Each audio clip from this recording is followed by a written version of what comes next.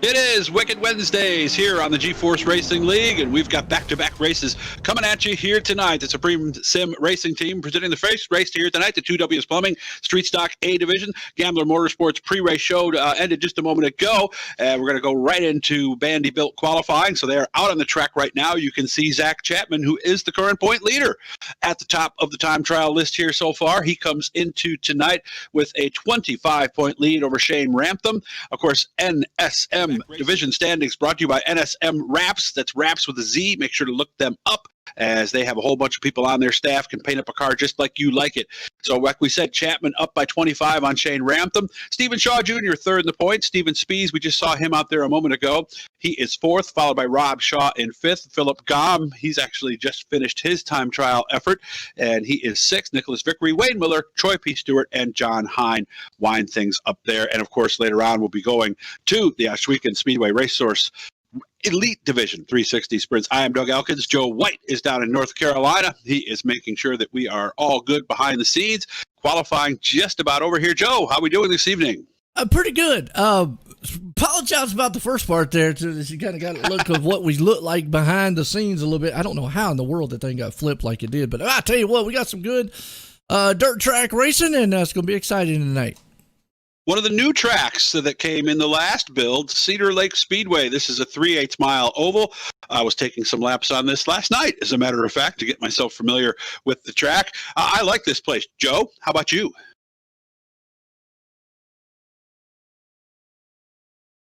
I think Joe's doing something behind the scenes. It's okay. That's okay. And they were reminding, I'm catching some of the stuff on the drivers meeting right now, the little thing to the teams there who might be watching. If you have one of the numbers that is in the 900 range, you need to change that. Go to our website, GForceRL.com, and that's how you can find out more about it as well. Remember, GeForce runs all over the place, different leagues here. There's 20 different leagues competing during the week. So go there, fill out a profile, find out what's going on, and maybe we'll see you out here racing with us as well. Qualifying heat race number one is gritting up right now. A&J Custom Creations, they bring us heat race number one. They are doing unbelievable stuff. Laser engraving, CNC machining on wood. These are wood plaque trophies. These things that go on the wall and everything, not like those standard metal trophies that you never seem to be able to find a place to put them. So make sure to look up A&J Custom Creation today. Andy Patton is the guy who does that. Here's our lineup for qualifying heat race here at number one. Let's see, how many heat races are there going to be tonight? There are going to be 3 here this evening, and here's how they line up for heat race number one. Point leader Zach Chapman on the pole, Kyle Parker with them on the front row. Field Miller, Stephen Shaw Jr., they're in row number 2. Mike Schultz, Todd Shaw in row number 3. And the last row, new drivers, Cecil Kirkpatrick and Jeffrey Barker, who is actually managing things behind the scene. Joe has everything all set now. It looks like somebody's got an EOL. Mike Schultz will be going to the back. Remind me, Joe, what does that stand for again? EOL? In the longest line. That's right. That's right. I was racking my brain there trying to think of it, and I couldn't. So he'll go to the back of the pack. And now that you say it, I remember it perfectly. But how do you like Cedar Lake, Joe? I know you've been doing some stuff here for a while now. You know what? I have not. Well, actually, this is the first time, because I believe this is one of the newest tracks that they just added. So I'm not really familiar with it. You might be more familiar with it in real life, but I'm not really familiar with it. So, no, I haven't. As a matter of fact, I just bought it back when they did in week 13. So this technically probably, I don't know if this is the first time this series or league has run on it, but I do know that this would probably be the first time I broadcasted one. So it's that new. So back in December is when they added this track.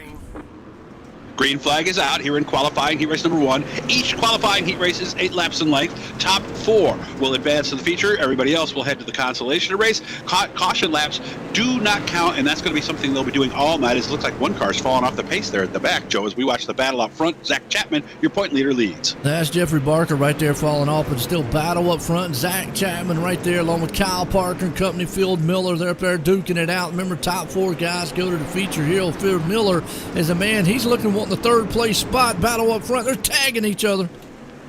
Kyle Parker in that spot. Field Miller's the red car right behind him. The car on the top is Stephen Shaw Jr., who was just scored in 2nd that time by. Lead extending now for Chapman.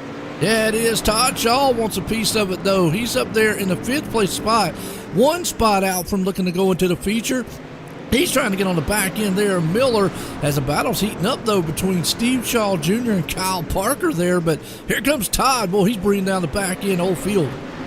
And I can see that Stephen Shaw just changed his line. He's going to go to the inside. Like you said, Field Miller, that's the 677, trying to hold off Todd Shaw in the 82. I like how he has his name right there on the top, and this is what he sees as he races in fifth. Yeah, it is all Todd right there. He's just trying to see what he can get. Looks like the middle groove. You know what? This race doesn't look like a multi-groove style track.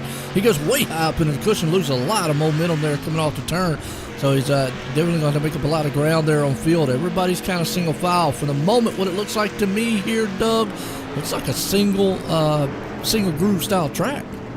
And the bottom will come about on this track. This is one, again, I actually watched some races on here from some other places too. So usually this is the preferred line early in the night. And that margin, by the way, from fourth to fifth is now up over half a second. So looks like the single file front four cars with Field Miller, that's 677, going to be the last qualifier. Yeah, it is, and you talk about, the tracks doesn't carry over. Right now, everybody's kind of single file there in the freight train. Now going down low is the man in front of him, Steve Shaw Jr. He's trying to test the waters down there. Zach Chapman still out front leading this one, though. He's not got a huge lead, but he's got a good, comfortable lead as the laps wind down here in heat race number 1. Chapman gets the win. Kyle Parker ends up second. Stephen Shaw Jr. in third. Field Miller does get the final qualifying spot. Todd Shaw, Cecil Kirkpatrick, and the others will head to qualifying heat race, to the consolation race, which we will be having a little bit later on. Heat race number 2 out on the track now. McConey Setup Shop bringing this one to us. Yep, they might be your pictures in victory lane, but they're setups. That's what they're hoping to do. They are a place that will help you get your car set up. They want to work with you, get feedback from you on what you need. Is the car loose on entry? They will help you out, so make sure to look them up. We will have a nice video from the folks at McConey Setup Shop a little bit later on in between the consolation race and the feature. Brett Raby, our New Zealander, on the front row. PJ is his partner right there. Rob Shaw, Stephen Spees in row number 2. William Watson and Philip Gom in row number 3. Gom had a good race last week, ended up in third. Stephen Shaw Jr. and another new driver, Chad Witt, are in the last row. So 8 on the track, 8 laps the distance. Top 4 getting qualified, Joe. It is. Like I said, newcomer there, Chad Witt, sitting in the 8th place spot. See if we can get up to the 4th. Got old Brett Ryby right there outside, like you said, top man with PJ behind him. We'll see what these guys can do as Pace Truck pulls them around. And PJ is a new driver as well. I would have remembered that one for sure. So Pace Truck will head off. Interesting racetrack because you actually pit off the track in turn 1 and pit back on in turn 2. So it's a little bit unique in that aspect. Love these 3/8 mile tracks. And what did you say about the not carrying over? Explain that to the folks that are listening to us, Joe. Well, as far as like the tracks, it's just instead of like in real life where they're out there where they can really drag the track and whatnot and kind of clear it off here, the more it gets rutted up, or basically the cushion gets thrown up to the top side there, or builds up. Basically, it doesn't smooth out as the night goes over unless they reset it. So we'll just have to see, and that can affect the car setup and handling as these guys are on open setups. So they're going to have to adjust for that. Look at this wild battle, though. That's the 4th place. Got Stephen Spees right there along with Rob Shaw. And the 4th place spot, Philip Gom. He wants a little piece of it. He's down low. Lost a little momentum there, had a little contact with him there. Out in front, it's PJ and Raby, side by side. Raby on the bottom, PJ up high. Like you said, Shaw and Spees are in the show. Gom is back there in 5th, and he is about 4/10 behind 4th place, so he's got to pick it up. Yes, he is. Steven right there hanging on to the 3rd place spot. Battle out front. PJ's trying to see what he can do. Looks like the low line is coming in up top on the cushion. This is more of a multi-groove style race right now as Brett's trying I believe he's trying the low line, and it looks like PJ's trying the high line. And PJ might have the run that time out of the corner. And what happens? This reminds me of a 3/8 mile track that we have here in central New York. What can happen is that cushion can get so far to the outside, it becomes just too long of a way around the racetrack, and the short way on the bottom becomes the way. So I have a feeling that we're already starting to see that. Is this battle out front? This is a really good one here, Joe. Yeah, it is. They're going side by side, duking it out right now. And you got Brett down low, PJ up high right there. He's running the top side on that cushion. And still got Stevens back there looking, but not giving an inch between the top 2 guys. As looks like now you talked about the low line coming in. Old Brett's been able to find it down there, and that car's working pretty good. And 4th place, Rob Shaw dipped his tires down in that the last time through the corner, and it looks like Raby is taking the lead. And as I say that, no, it's PJ again leading as they cross the line, 1 to go. thought it was going to be there. Like you said, one to go here, and these guys, man, are definitely digging in the dirt, trying to get everything that they possibly can. As Brett now takes it to the outside, and he takes the lead away out of the turn here. White flag one more time. Yep, so that low line is working. You can see now that even Steven Spies is going down there a little bit. Shaw's gone back to the top side. These are your 4 qualifiers that are running 1, 2, 3, and 4. This right here is the last corner. Out of turn 4, and then Brett's going to be able to take it. PJ's going to come in second, Steven's third, and Rob Shaw's going to hang on to fourth. That was a good heat race right there. Showed us some multi-different lanes that these guys were able to utilize. And that's what we were wondering, you know, when we were sitting there watching those first few laps of that first heat. Is that inside going to come in? Sure looks like it is. Qualifying heat race number 3 brought to us by Howard Hanna Real Estate. They are the #1 family-owned and operated independent broker in the country. So no matter where you are in this beautiful land of ours, make sure to get a hold of Scott Hurwitz.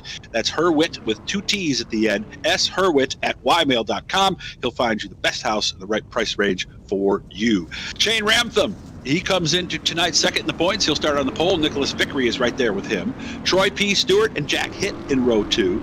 G.J. Boydell and Ron Snyder in row number 3. And at the back of the pack, Joe Backus and Roger Craig. And the nice thing about this, Joe, is with 3 8-lap heats, nobody goes home without running the feature tonight. And that's good. I mean, you know, I like that. So, you know, you definitely can get out here and maybe try to do a little, but I always say a test session, so to speak. What's up, 13? Mm-hmm. How you doing out there? You said you wanted to be out there tonight, but missed it in my one spot, finished 11th to beat. I hate that, man. That's all right. Yeah, bottom side could come in later on like you're talking about, but here we go. We're getting set to go with this one here, and I don't know, it's been some exciting racing. We definitely got some good heavy hitters. Shane Rantham up front there, Nicholas Vickery. We know those guys can get it done on the dirt. And you're seeing different things than I am. Craig Deacon just texted something here on the actual iRacing side. I think he's a Raby fan. He said, Aussie, Aussie, Aussie. So green flag is out as we race Ramtham and Vickery racing for the lead. It looks like it's going to be Ramtham on the bottom as they head to the first corner. Absolutely, right there. I'll tell you what, Nicholas looking good. Troy right there on the third place, but out front, still Shane hanging on to it. Well, look at them guys, man, get up there on that top of the cushion there with Nicholas throwing the dirt around. Whoa, look at that lane change with the leader right in front of Nicholas Vickery. I missed the purple he had on the car last week, and a different look for him with the black and white tonight. And one car having problems on the bottom. That's Troy P. Stewart. He's back to 4th. And riding here with Jack Hitt, though, see what he's got going on. He's sitting in 3rd place spot. Well, Shane is definitely wheeling that machine around. Looks like that thing is just not doing what he wants to do, but look at them up there on the top side on the cushion. These guys are definitely some high side guys. Troy P. Stewart got the wall, so a lot of the guys that are way back from these top 4 have now fallen back even more. Ramtham and Vickery, they're 1 and 2. Hitt and Boydell now. Boydell is in the final qualifying spot as you see some banging going on there in the corners. Vickery had a little contact with the wall. Couldn't tell if he got the back of Ramtham's car or not, as we are working lap number 5 here. And look who man's up our battle for 4th. Oh, Roger Craig. He is up there seeing what he can get done in a Path Blue Ribbon machine. Somebody don't crinkle the can there, but he's trying to make it to the feature here the good old way. He's battling with somebody there, G.J. Boydell, side by side. We haven't got to talk about Roger in a while, though. We'll see if he can go. He's up the 4th so far. I'm going to tell you what, don't say too much, but I think he's done found something tonight. Yeah, and if you're wondering why, he was the president, and for a while there, it seemed like whenever Joe or I would mention his name, he'd immediately drive into the wall or something. But remember, he started last, so this is impressive here, Joe. Well, hard charging it through the front there. Good run for him there. So practice makes perfect there, folks, and I'm going to tell you, but he's got Joe Backus right now. Definitely don't want to do anything, but he's up to 4th. Good battle going on. Let's see what Shane's up to. He's got a pretty good lead, so we'll go back to the 4th place battle here because Joe's going to try it with 1 lap to go out of the last turns. Yep, this is it. They're coming down the line. It's going to be Shane Ramtham with the win. Nicholas Vickery gets 2nd. Jack Hitt in 3rd. Will Roger get in? Yes, he will. Roger Craig, the 747, last qualifying spot. Good job, Roger. gotta give him credit. I gotta give him credit on that one as we go to the B main. But I tell you what, right there, I know he done spilled his Pabst Blue Ribbon if he had one on him because that right there was an awesome run for him. That really was. And we don't see a lot of that in the street stocks anyway. So guys go at 8th to 4th. This is the B Main, brought to us by Velocity Race Design. Want a fresh new look for your favorite dirt car? Look no further than Velocity Race Design. Whether it's that hot new design for your real car or retro throwback, you name it, make sure to look them up on Facebook and order your custom paint design today. Todd Shaw, Philip Gom, they are going to be in the front row. Joe Backus and new driver Cecil Kirkpatrick will be in the second row. Steve Shaw Jr., GJ Boydell in row 3. Mike Schultz, William Watson in row number 4. Troy P. Stewart did some damage to that car in his qualifying heat with Jeffrey Barker in row 5. Chad Witt and Ron Snyder round out our starters here. The nice thing, like Joe and I have been saying, everybody's getting in, so that's the best news out of this whole thing. Well, it's going to be a good one here as these guys, man, are gritting up, like you said. Consolation time here. Boy, I tell you. Now, here's where these guys here, I would feel if everybody's going to make it in, that, and they will, because 12 drivers on the field. They will, yep. But this is kind of where, I don't want to say it's a disadvantage, but it really will be a kind of an advantage because they're going to be able to say, okay, what do I got to fine-tune here to be able to come through the field, because they're going to have to come through the field. They're not going to be up front, starting the feature.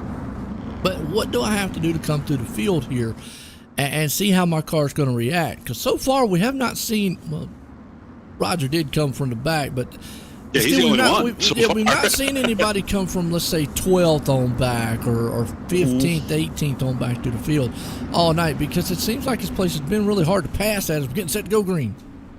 I have seen the second groove come in, so like you said, these drivers out here will learn a lot. The goal is obvious. The first goal is to try to get a few spots, start a little bit further up in the feature lineup. But if you can learn something along the way, maybe that should be goal number 1, as the green flag is out, and we are racing here in the consolation race here at Cedar Lake Speedway. Yeah, and right now these guys, man, are digging it out. Philip Gom up front. It has been a good side-by-side battle with all these guys. As you can see some door-to-door action there between him and Todd Shaw. And you saw Cedric.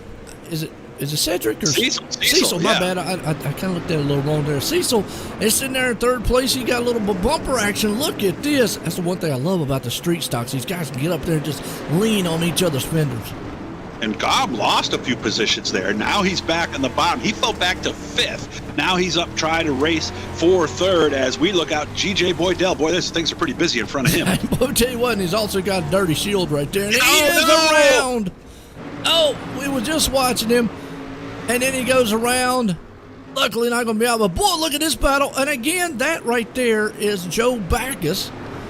Joe Backus, and we got a car upside down. That's the 54 of Steve Shaw. And I always say, hashtag dead turtle on the track.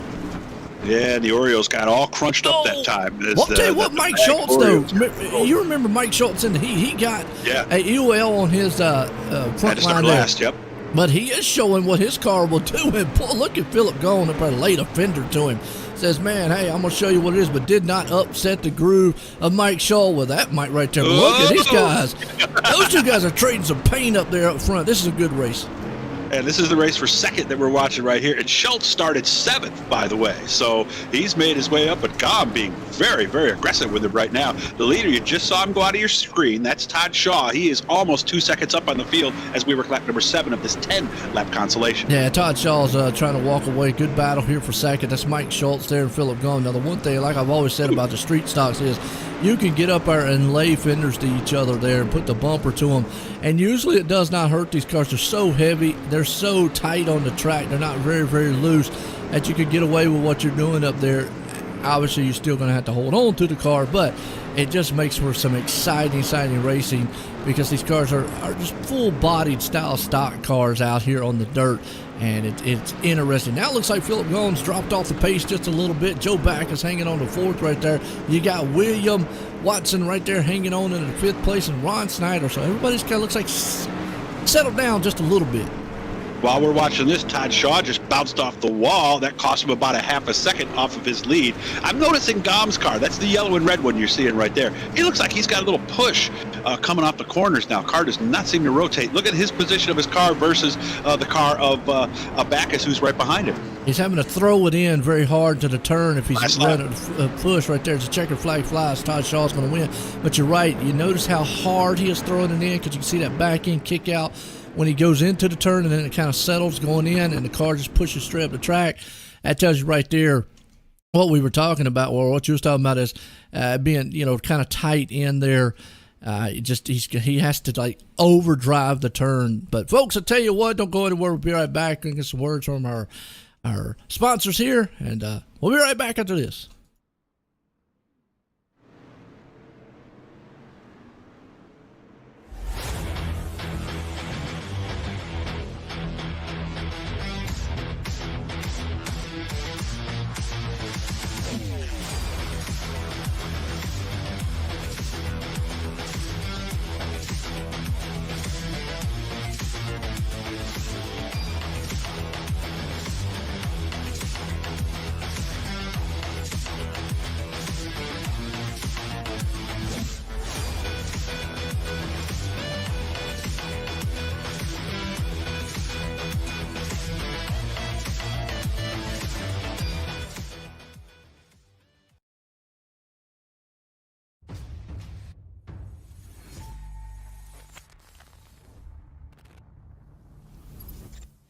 At McConey Setup Shop, we offer custom-built setups for any asphalt oval car.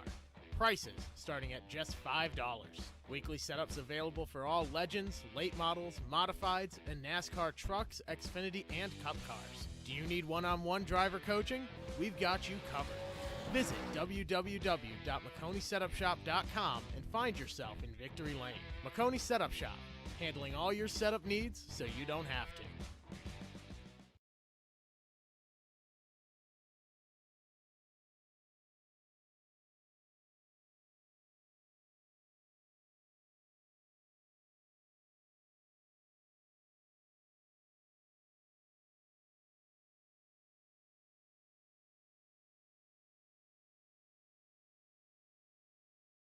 We're back here, of course. This is Wicked Wednesday with the GForce Racing Leagues, just one of 20 different leagues. Joe and I were, Doug Elkins here with Joe White down in North Carolina. We love that Icon Sim Sports intermission commercial there, and you saw what they're doing. I mean, these rigs, okay? And we were wondering if they could make them for us, though, Joe, right? I mean, you're what, 6'5", something like that?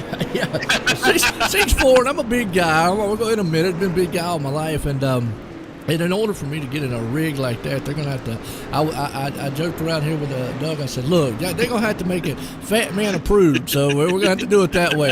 I ain't ashamed to say it. So, but they said they do them by weight, by height, and just your pedal feel and everything. So that is cool because they're custom made to your liking, and not many. I mean, there's a lot of rigs out there that can be, flexible and so forth, but not many of them will make them custom like that. Yeah, hopefully they have a big and tall section there at Icon Sim Sports Intermission, because Joe gets the tall one, I get the big one. I was saying I'm going to need a little extra space between that steering wheel and the seat, to fit my gut in there. Yeah. So make sure to look them up, iconsimsports.com. Tell them you heard it from Joe and I here, and they'll give you a super great price. Just to flip that over, obviously you get your sim rig from Icon, you go get your wheel and pedals for whoever manufacturer you want to get that for, because there's a multitude of those out there, and sky's the limit on what you want to spend. But then run over there to McConey Setup Shop, get your setup set up, and get out here on iRacing and just go to town. If you like dirt, you like oval, you like a road, they got a little bit of something there at the McConey Setup Shop for you. It definitely will get you going and get you going fast. Yeah, and then of course the NSM Wraps it was one of the companies that works with us here, and of course the other one you'll be seeing later on, Velocity Race Designs. They'll get your car looking all good, so you'll be all set just right there. Make sure to check for the NSM Photos Driver of the Week. You can find that right on our webpage, GForceRL.com. Lots of great information. Then NSM Photos, they do all kinds of cool things, including hero cards and stuff like that. So they also do some things in 1080p. Make sure to look them up and get yourself all set. And make sure also to subscribe to catch all the GeForce Racing League action. Monday Night Madness is at 9 o'clock. Of course, the Renegades 360s, Wicked Wednesday, part of the Supreme Sim Racing Street Stock A division, and of course later will be followed by the Oshweekend Speedway Race Source 360s. Thursday night is the Epsilon Sprint Wraps Big Block Modifieds A divisions, and then they finish off the week with Pro Late Models. Spartan Racing brings that on Friday night's GeForce, so subscribe to GeForce TV Esports and you will not miss a thing.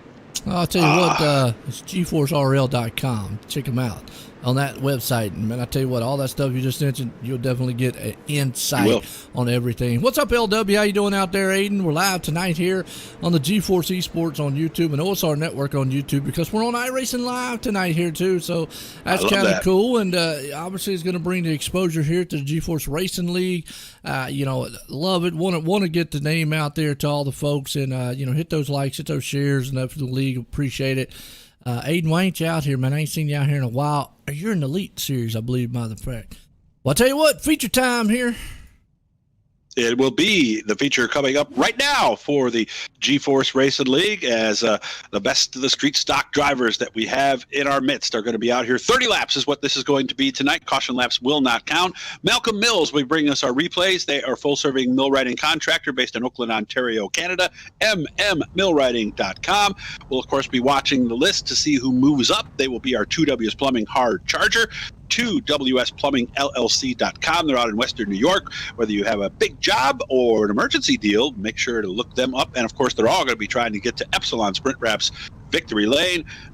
They are doing great looking stuff. Make sure to check them out. Realistic designs. I like this phrase. You look like you drove right off your local dirt track right onto the iRacing platform. So we'll talk more about those. Here's the lineup. Zach Chapman, the point leader, and Brett Raby, the Aussie, are in the front row. Shane Ramthan and Kyle Parker in row number 2. PJ and Nicholas Vickery in row 3. Stephen Shaw Jr., Stephen Spees in row 4.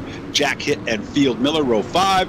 Rob Shaw and Roger Craig in row number 6. Good starting spot for Roger tonight. Todd Shaw, Mike Schultz, row 7. Philip Gom, who was top 3 last week. Joe Backus there in row 8. William Watson, Rod Snyder in row number 9.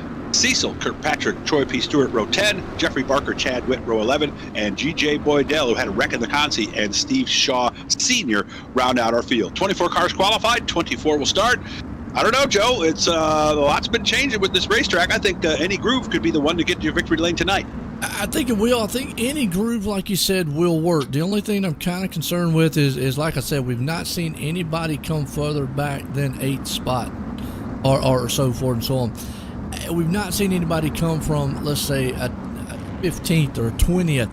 I think that's where it's obviously anything can happen as the green flag flies here, wrecks or anything that can bring guys to the front, but pure speed to come to the front, I think it's going to be very difficult because of, 1, multi-groove, 2, because it's a hard place to pass here. But nonetheless, out front, Zach Chapman, he's got company with 3 wide. We got a car already around. And that was Raby, I believe. How right? They saved that. Well, did they save it? No, they didn't. Thought they did. G.J. Boydell was involved. Yellow flag is out. Back on our ANJ Custom Creations. There's Malcolm Mills replay, excuse me. Used there, but I know G.J. Boydell didn't start it, but unfortunately he was involved in it. This is what I'm talking about.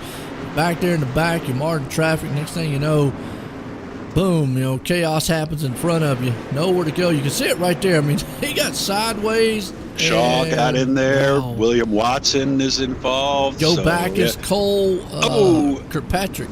Todd Shaw, like you said, was involved in it. Wow. And Raby got sideways there at one point and lost a lot of positions because he is all the way back now. Let me double check this. He's back at 12th. Yeah. Up 13th, yeah. So he could come to the front. Mike Schultz was another one who was hard charging to the front. Obviously, these guys are going to need some green flag runs to do it. But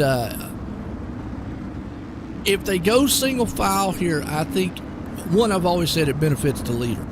But 2, a single file start could benefit guys in the back, 10th on back, that is, being able to pick them off one by one. So I think that might help. And when I raced, that was always the the big thing I looked for, because I was always nervous on starts and restarts for obvious reasons. So I kind of liked it when they got spaced out a little bit, because then you could just focus on the car in front of you and decide what to do instead of having to worry about being 3 wide. You know, they're 3 wide behind you. So, and it is a single file restart. Current point leader Zach Chapman out in front. Shane Ramtham in second. PJ first run with us. He's in third. Absolutely. Well, right now it's getting set to go back green, and we are green here. Mike Schultz hanging on to it. We'll see what he can get done up front here as Shane Rantham's right there along with Zach Chapman. Look at him already making contact. We've seen contact all night long. Some just good, man, slamming doors with each other, kind of racing, and that has brought about the 2 grooves that we've seen down low and up top. Right now it's still a battle. Steve Shaw Jr.'s down low. Excuse me, up high right there, and that's PJ happening down low. Yeah, he's in the red car down on the inside. As a friend of mine who's no longer with us used to say, Gary Montgomery always said if they had door handles, they'd be clicking them right now, and they were doing that earlier. But out front, Chapman trying to make this one a snoozer as he has led every lap so far.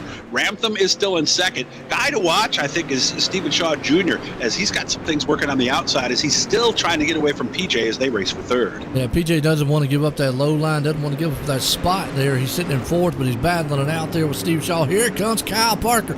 Oh, Kyle up to the top side there, going to run the cushion. I think that high lane might be a good slingshot off the turns. Do you still see PJ happening?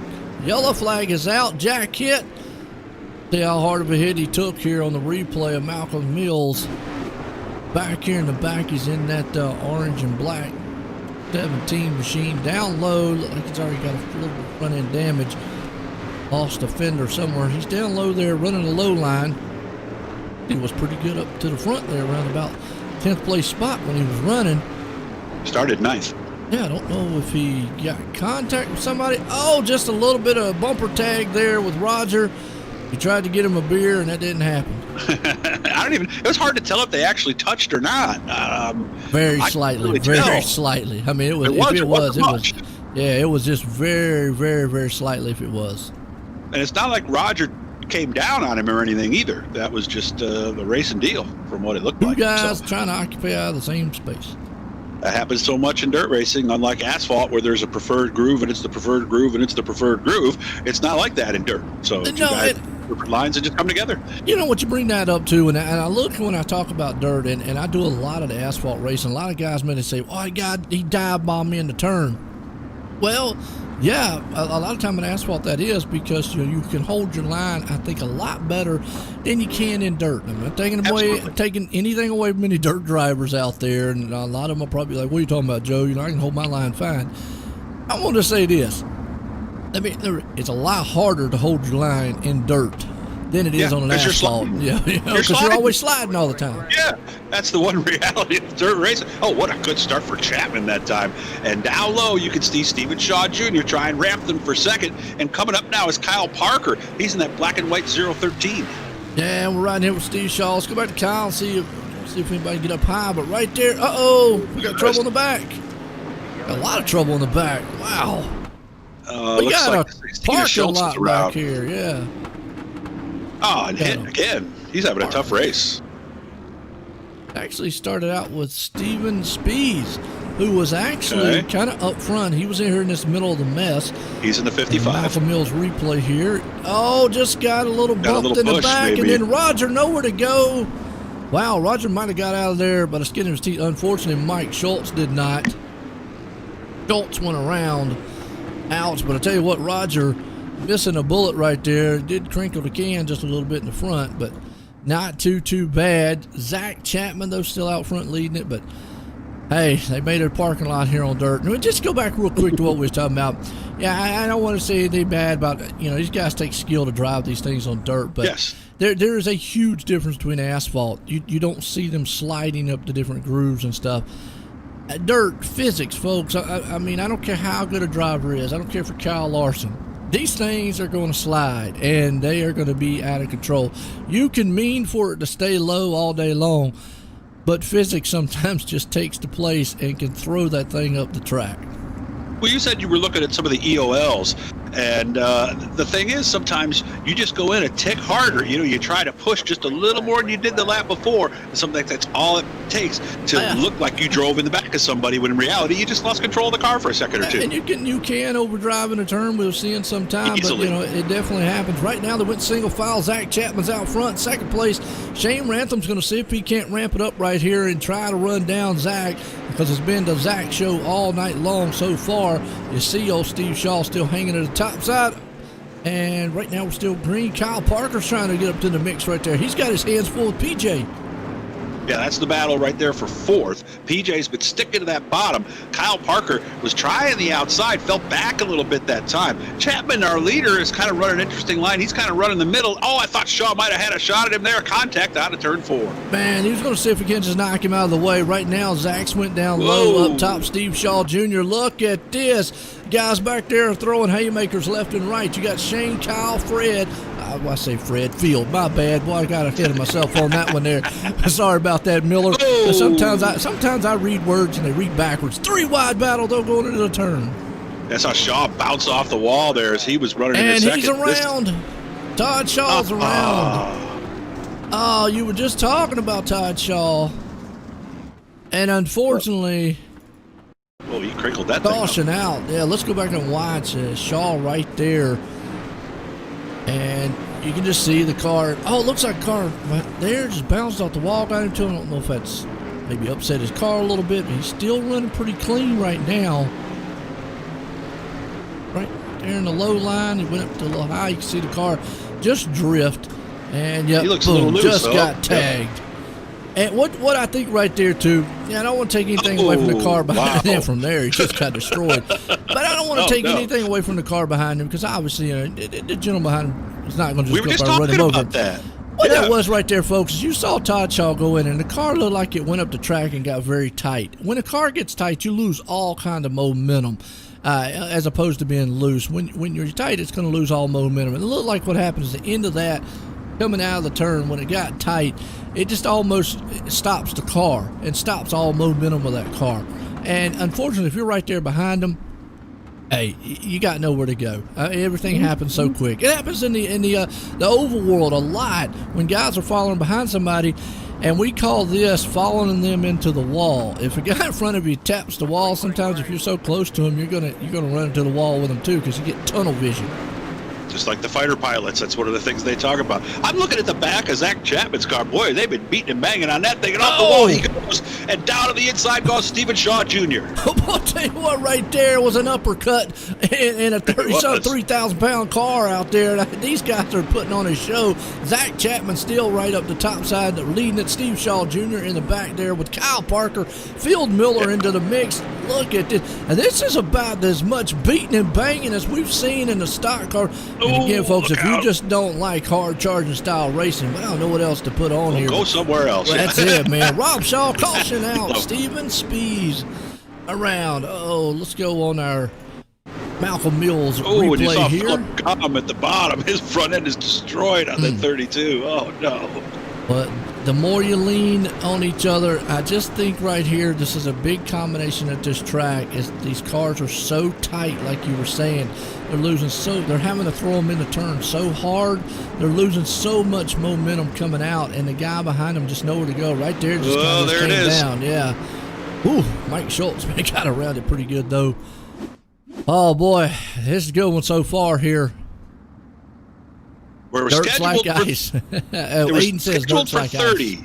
So this might be a little longer than 30, depending on when they go back to green, because it will be green, white, checker, correct, Joe? In a nutshell, what are we on? Lap 3? It's going to be equivalent. Yeah, because it's 29 obviously they right now. So, obviously they don't count it. We could still get another caution before the end of this one, because on dirt, technically green, white, checkered, folks, in the oval side of thing would be 3 laps. Okay, you get the green, you go around, you get the white, and then boom, there you go. On dirt, you actually could get a white in the race. So you could get green and a white at the same time and only have 1 lap to go around. So that's the biggest difference between dirt and oval. Yeah, so if they complete this lap and then they go around again and take the white, Oh, it's done. Yellow's They not can gonna kill. matter. Yeah, when the yellow won't matter. And once he gets to the white flag, it don't matter. They kill each other, like I say out there. And from that point, you can see Green is Zach out. Chapman's loving these green flag starts here for him because he's able to get out there and he wants to stay out there. Coming around here, gonna be able to get to that white flag though. We'll have to see. White flag will come this time out of the corner. Kyle Parker, the 013, has had a good run here in the end. If anybody's got anything for him, and they already took the white, so this is the last lap. It is the last lap, last time around. They'll go down firing down the back stretch. We see him right there. GJ Boydell, unfortunately, watching the battle with PJ here. That's around about the fourth place spot. Out of the fourth turn here comes Zach Chapman's going to win it. Kyle Parker the second. Field Miller up the third. What a finish to this race. And our 2Ws Plumbing Hard Charger Award is going to go to Jeffrey Barker, 21st to 12th. For Jeffrey Barker, he moves up 9 spots. Chapman leads every lap to get the win. Kyle Parker 4th to 2nd. And how about Field Miller, 10th to 3rd? Strong finish for him. Absolutely. Very, very good, strong finish, like you said, with these guys here tonight. So we'll see if we can't get a few of them up here and get a word with them. But, man, what a heated battle it was here for the street stocks as we're going to get set for our Elite Series here. Folks, don't go anywhere. We could get the Elite Series a little bit earlier. Normally it's at the top of the hour. Actually, we got done a little earlier than what we thought we would. We got to go. But nonetheless, folks, don't go anywhere afterwards because we still got the Elite Series. 360. The best sprint car drivers in the GeForce Racing League. You can't just race this. You've got to work your way up into it. It takes a lot of time to do so, so make sure you stick around. And we wondered if the shorter track might make for a quicker race. Sometimes it can make for more yellows, and sometimes it can make for a quicker race. This time, it ended up making for a much quicker race. We're just waiting on one driver to get there. Phil Miller. We'll bring him up. Let's get a word with him. All right. Field Miller joins us up here in the booth. He started the race in 10th, ended up in 3rd place. Field, how was the race for you, sir? It was fun. It was fun. That high side is fast. These cars are wide, a lot of blocking going on, and you have to be smart about it.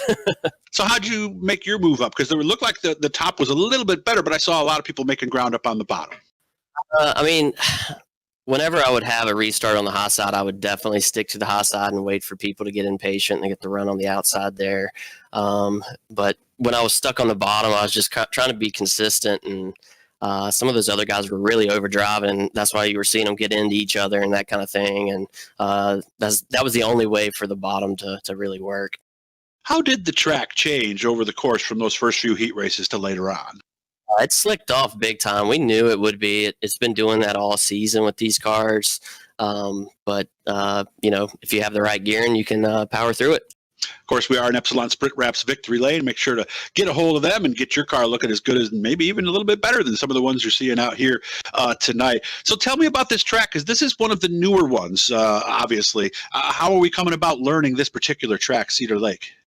Really, my only experiences in the league here, I've ran the big blocks. Those were pretty fun. And these cars, we may have ran something else. But, it's one of the better tracks. It reminds me a lot of Lernerville, but it has a wall, so you don't have to worry about going over the hill there. So it kind of keeps you in. But turn 3 is probably the trickiest part. 1 and 2 is super fun once it goes to the high side there. And I like the high side on any track. So it's definitely one of my favorites.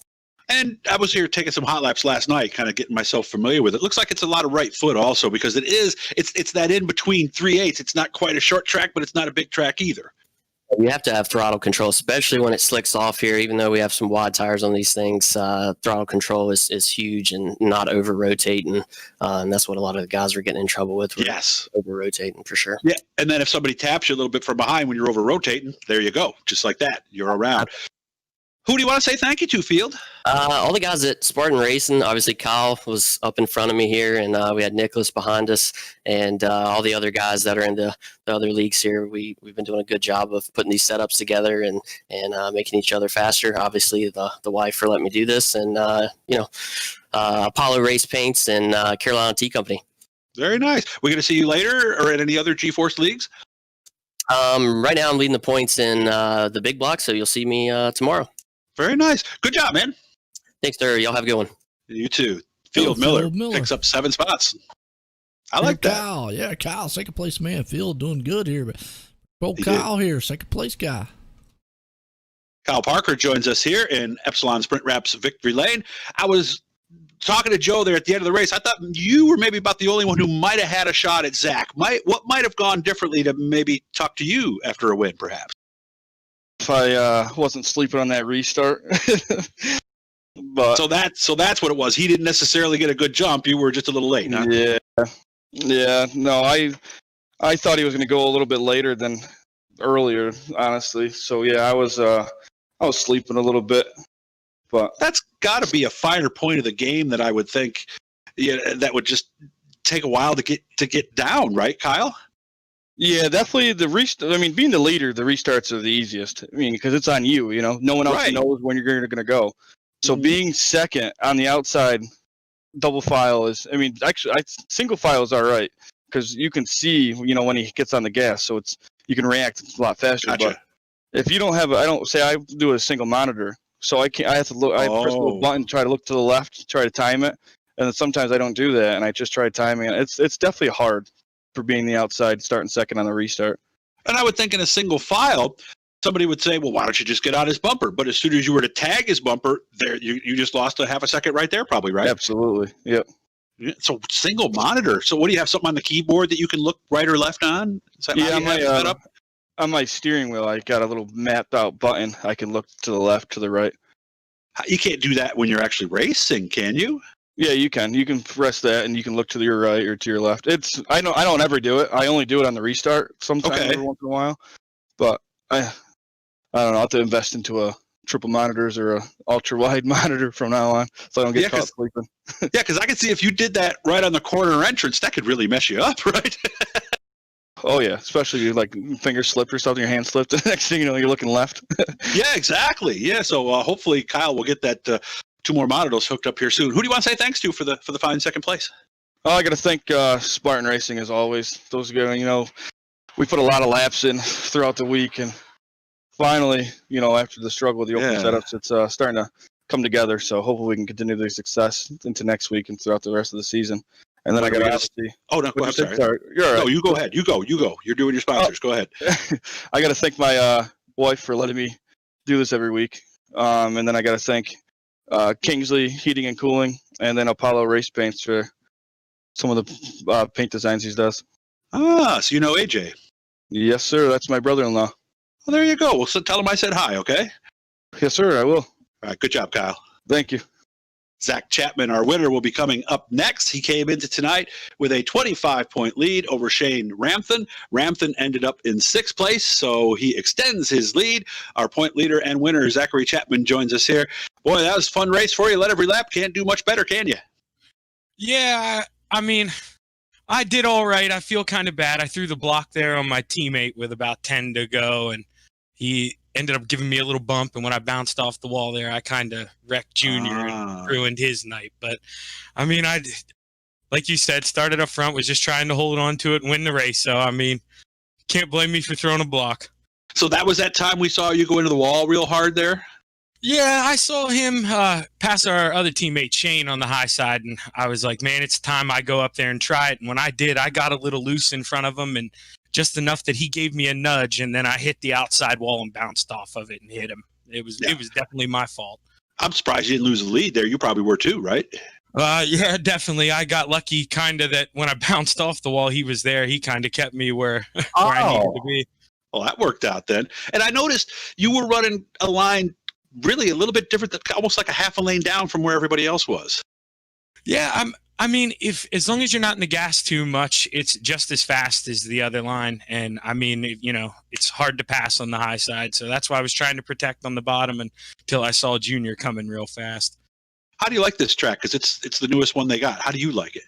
I love it. It's a good track. It's definitely nice.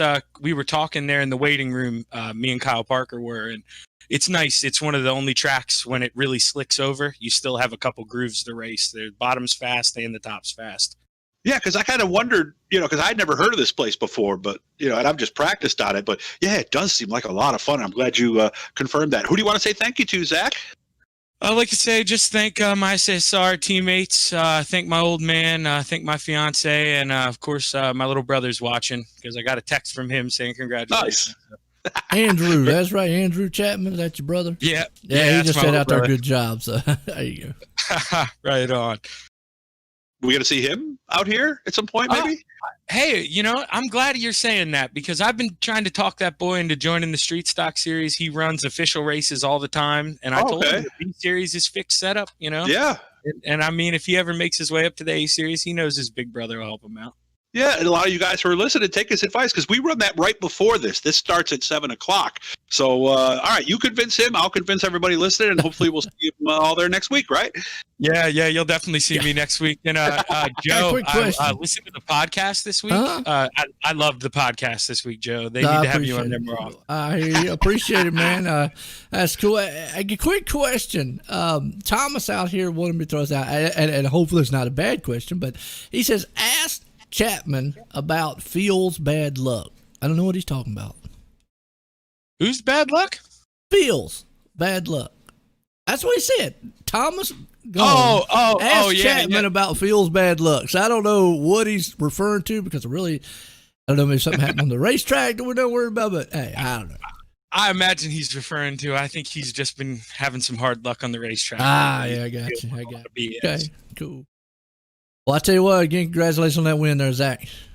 Thanks, fellas. All right, man, there you go. Well, I tell you what, Doug, man, that was an awesome race and awesome years.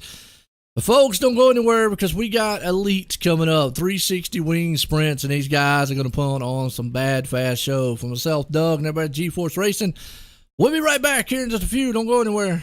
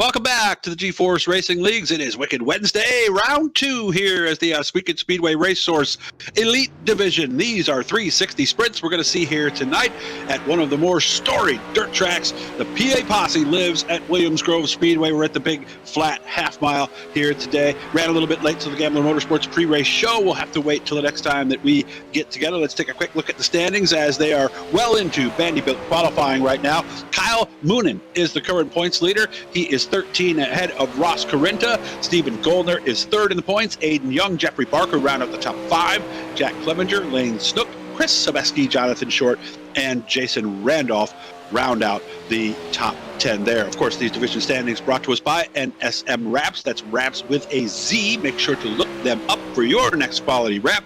They've got 4 painters on staff so they can do the work and get it done quickly. So make sure to check them out. And of course, make sure to go to our website as well, GeForce RL. I'm Doug Elkins. Joe White is behind the scene, pressing the buttons and clicking the mouses to make sure that we're on the air. Joe, we just saw a race at a short track. Now we go to the big half mile at Williams Grove.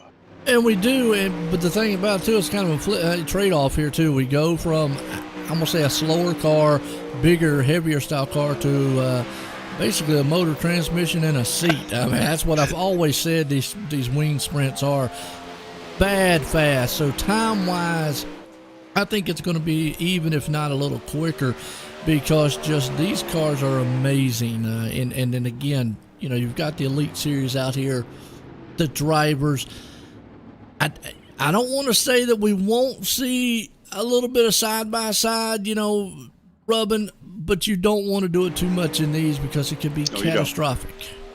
Especially at this big track here. And what makes Williams Grove so unique is turn 1 and 2 is pretty much like every other track out there. And you can see the car on your screen right now as they'll be heading into 1 and 2. But 3 and 4, 3 kind of is gradual, 4 pinches. It is one of the trickier racetracks to get around. And the bridge there you see on the backstretch, that tells you that they're heading into turn number 3. Love this place.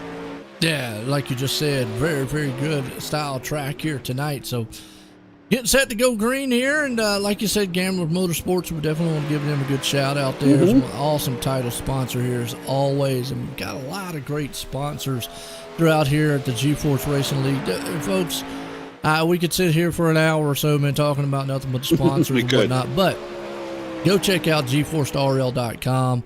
That will give you a list of all the sponsors, who they are, give you a good, awesome rundown on what they do. Also, too, check out, there's a full line of racing. And again, GForceRL.com has all that full line of racing, everything that you need to know. 20, like I said, 20 different leagues. A lot of them are broadcasted. We got some broadcast tomorrow night. Check them out on GeForce Esports on YouTube, like we are tonight. Notice our network on YouTube. Friday night, I'll be back here. Some super late model action, but I tell you what, right now we got to concentrate on the bad boys here tonight, the Elite Series, on these Wing 360 Sprint wing cars. I used to call them 360 Sprint cars, and I got corrected by Brett Wheeler. Brett said, they're not sprint cars, Joe. They're wing sprints. Oh, excuse me. All right, wing sprints. Well, he's right. You know, of course, around here we just have wing sprints in New York, so we call them sprint cars, and then we call the other ones wingless sprint cars. So I guess it's where you are from in the country, right. Absolutely, as to how you refer to them. You know, so but this track is known for these cars as they race there a lot, and of course the World of Outlaws. This is one of the few tracks they come to, and they have to worry about the locals because the locals could kick their butt. A&J Custom Creations Heat Race number 1 lined up. Of course, they do laser engraving and CNC machining on wood trophies and plaques. Joe has seen these. I have seen these. They are amazing. Make sure to look them up, get a hold of Andy Patton, and do something nice for whatever league you might be in away from all this. Maybe you're in a bowling league, a volleyball league, a golf league, who knows? And they'll make sure to get you something nice for the banquet. Lane Snook, Jonathan Short in the front row, Dakota Kuhn, Kyle Moonen the point leader. He was fastest timer, so he starts 4th. Preston Kramer, G.J. Boydell in row 3. Robert Satterfield, Jeff Fitzpatrick in row number 9. Roger Craig did not take time in qualifying. Is he out there, Joe? I don't see him. It doesn't look like he got out there in time. So just unfortunate there for him not to be able to. He'll just have to run the Consi here. So you're right. And that means that we have exactly 24 cars again, Joe. So everybody is going to get in, so that's good news. We got lucky tonight on that, both races at 24. Run the lottery here tonight. Well, John Short, Lane Snook. Woo! That's a heavy hitting names out front. So we know Lane, young man right there, got a great future ahead of him. And he definitely knows how to wheel these things around here on iRacing. Definitely does a lot of real kart style racing, being very young as he is. So here we go, getting set to go green flag. Pace truck will exit the speedway. They are over in 3 and 4 right now. Looks like we're going to get the green. And you can see on the inside with those tires and everything, wouldn't be surprised if we see someone down there at some point, because 3 and 4 is very unique. Slow pace here, and the green is out. Snook and Short get into it. Yeah, they do, and out front you're already seeing some sliders happening right there. Holy wow, Dakota Coon made a awesome move, and never mind, well, I was about to say he made an awesome move, and he did, but Lane Snook paid for that move up there because they got together just like that. John Short, the top 3 guys, just like that. In it, out of it, in the back. And the good news, like you said, everybody's probably going to make it in at the end of the day. We'll have to see what happens there. But that puts G.J. Boydell out front. Preston Kramer in second. He's got Robert Scatterfield right there trying to scatter the front end of that thing as he got up there a little bit. Oh, Preston. Oh, man. I'm going to tell you. Wow. Here's the thing. It's Doug, still happening. Yeah, it's all over the place. The biggest thing I'm seeing right now, Doug, is the fact we saw it in with the street stocks on that track. Now obviously 2 different tracks, but we're seeing these cars slide way up the track. We talked about it right there in the street stocks.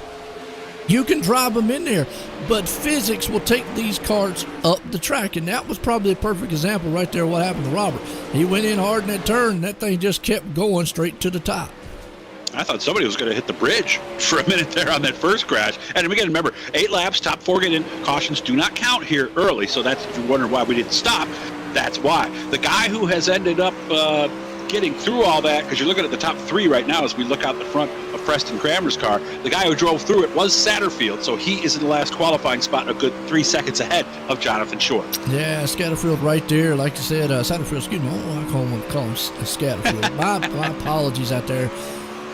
Y'all just got to work with me on some of this. Sometimes my brain works in unique ways. So mysterious ways, right? Mysterious ways. Satterfield hanging on to the 4th place spot. Kyle Moonen right there in 3rd. Preston Kramer up in the 2nd. G.J. Boydell out front leading it right now as to just chaos. And wow, are you kidding? Kyle Moonen come up there and just shot Preston Kramer right into the wall. Again, same scenario with white flag out. Looks like G.J. Boydell's going to pull this one off. But it just, I'm already seeing these things are just, wow, wicked slide jobs. This is a tough track. It's some wicked slide jobs. Yeah, checker flag. Boydell gets the win. Moon in 2nd. Kramer, and I just heard Kyle, I could hear the chat at my end. I heard him say, sorry, Preston. So, man, I'm going to tell you, you're already seeing some wicked slide jobs out here tonight. These guys are putting some E1s on each other as we're getting set here for Heat Race 2. It's going to be, I think, a crazy one here in the Elite Series. It is, and there you got your overhead view, too. You can see how 3 and 4, right by the Schultz Heating and Cooling logo, kind of looks like Martinsville. Little bit, but it's not the same over there in 3 and 4. Neither is Martinsville.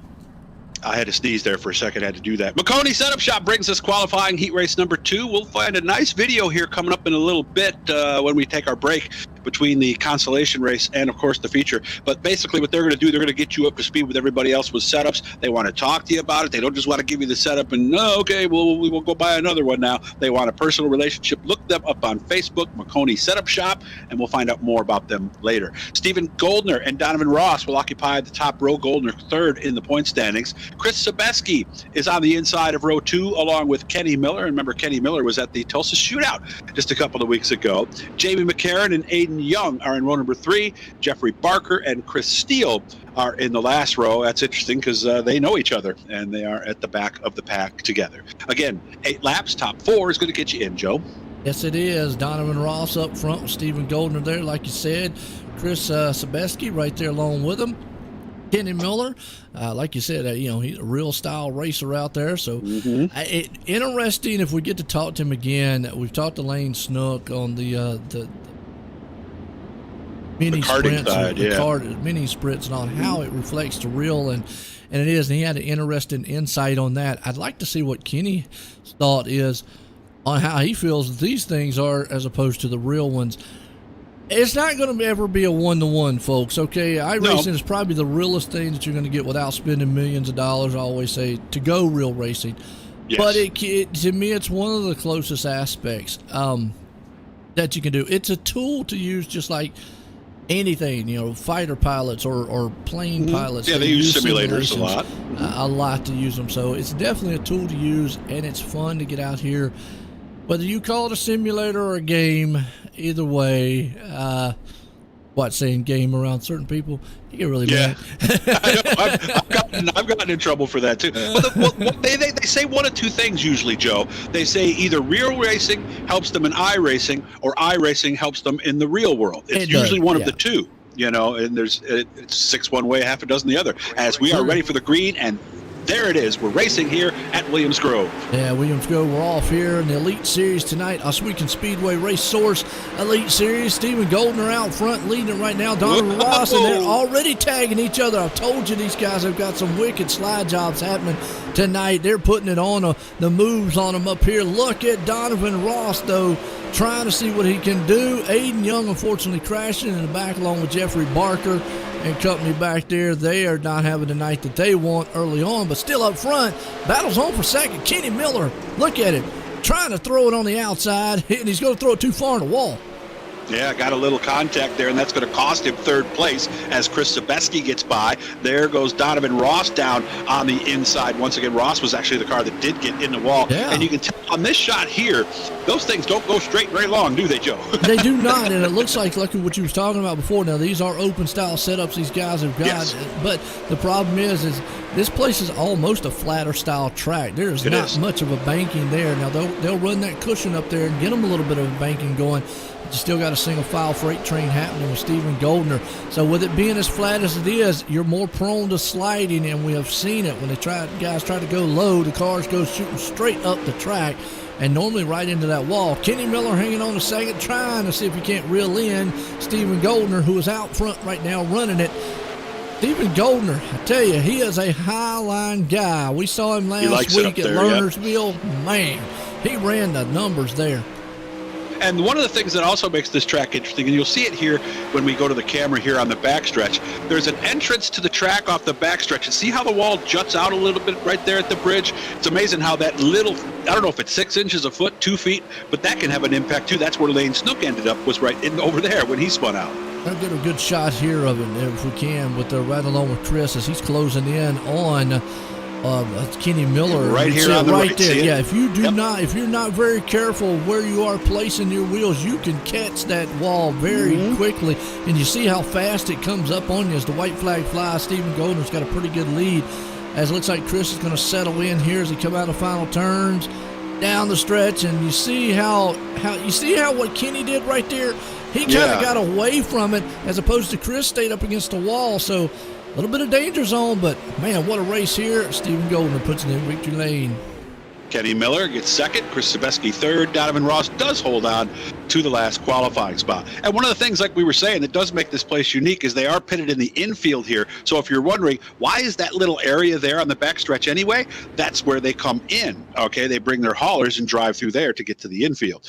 Qualifying heat race number 3 brought to us by Howard Hanna Real Estate. They are the #1 family-owned and operated independent broker in the country. I didn't know that, and chances are you probably didn't either.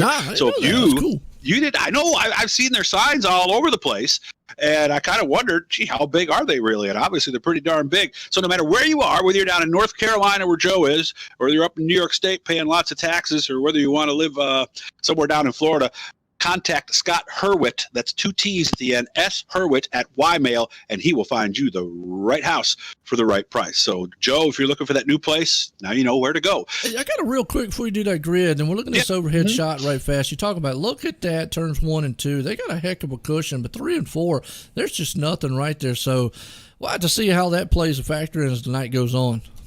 And you can see how much narrower it is in 3 and 4 also. That's another big factor. Jesse Bandy's 157 on the front row with Jeff Flaro. Keith Jackson's had some strong runs lately. He's with Ross Carrenta. Carrenta was the fastest qualifier. He starts 4th, 2nd in the point standings, by the way.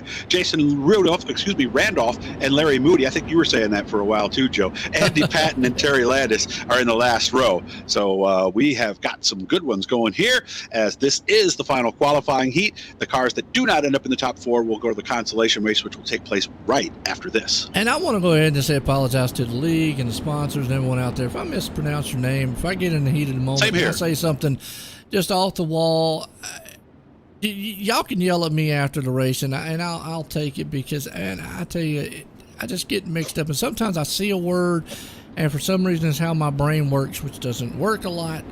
And I have to kind of like, kick it in high gear like you guys are on the track. Sometimes I see something and it just comes out my mouth, like, bleh, and then I go back and I look at it and I'm going, wait a minute, that ain't how it's supposed to be said. We all do it, So I always say my brain gets ahead of my mouth, and the mouth can't catch up sometimes. So that's how it works with me anyway. And they've tested me, trust me, okay? They have tested me. So that's how you know you're... They just said there's no hope for you, Joe. Oh, 3rd grade, they were like, something's going on here. We need to take a look at this. But anyway, we're going to go back to racing here in qualifying heat race number 3. Jesse Bandy and Jeff Flaro. Now, they'll actually get the green a little further down the straightaway than some tracks right about now. Green is out.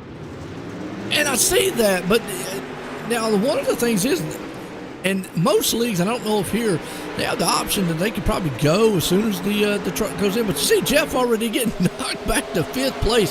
Started out front. Jess Bandy, though, was the man out front with Ross Carrente. Here they come up there on that side. Look at this 3-wide battle. Keith Jackson in the middle right there along with it. You got some guys high, you got some guys low. So right now the multi-style grooves are working here at Williams Grove. Definitely a good race here in our heat race here tonight as Jesse Bandy out front leading. Everybody's up that top side now.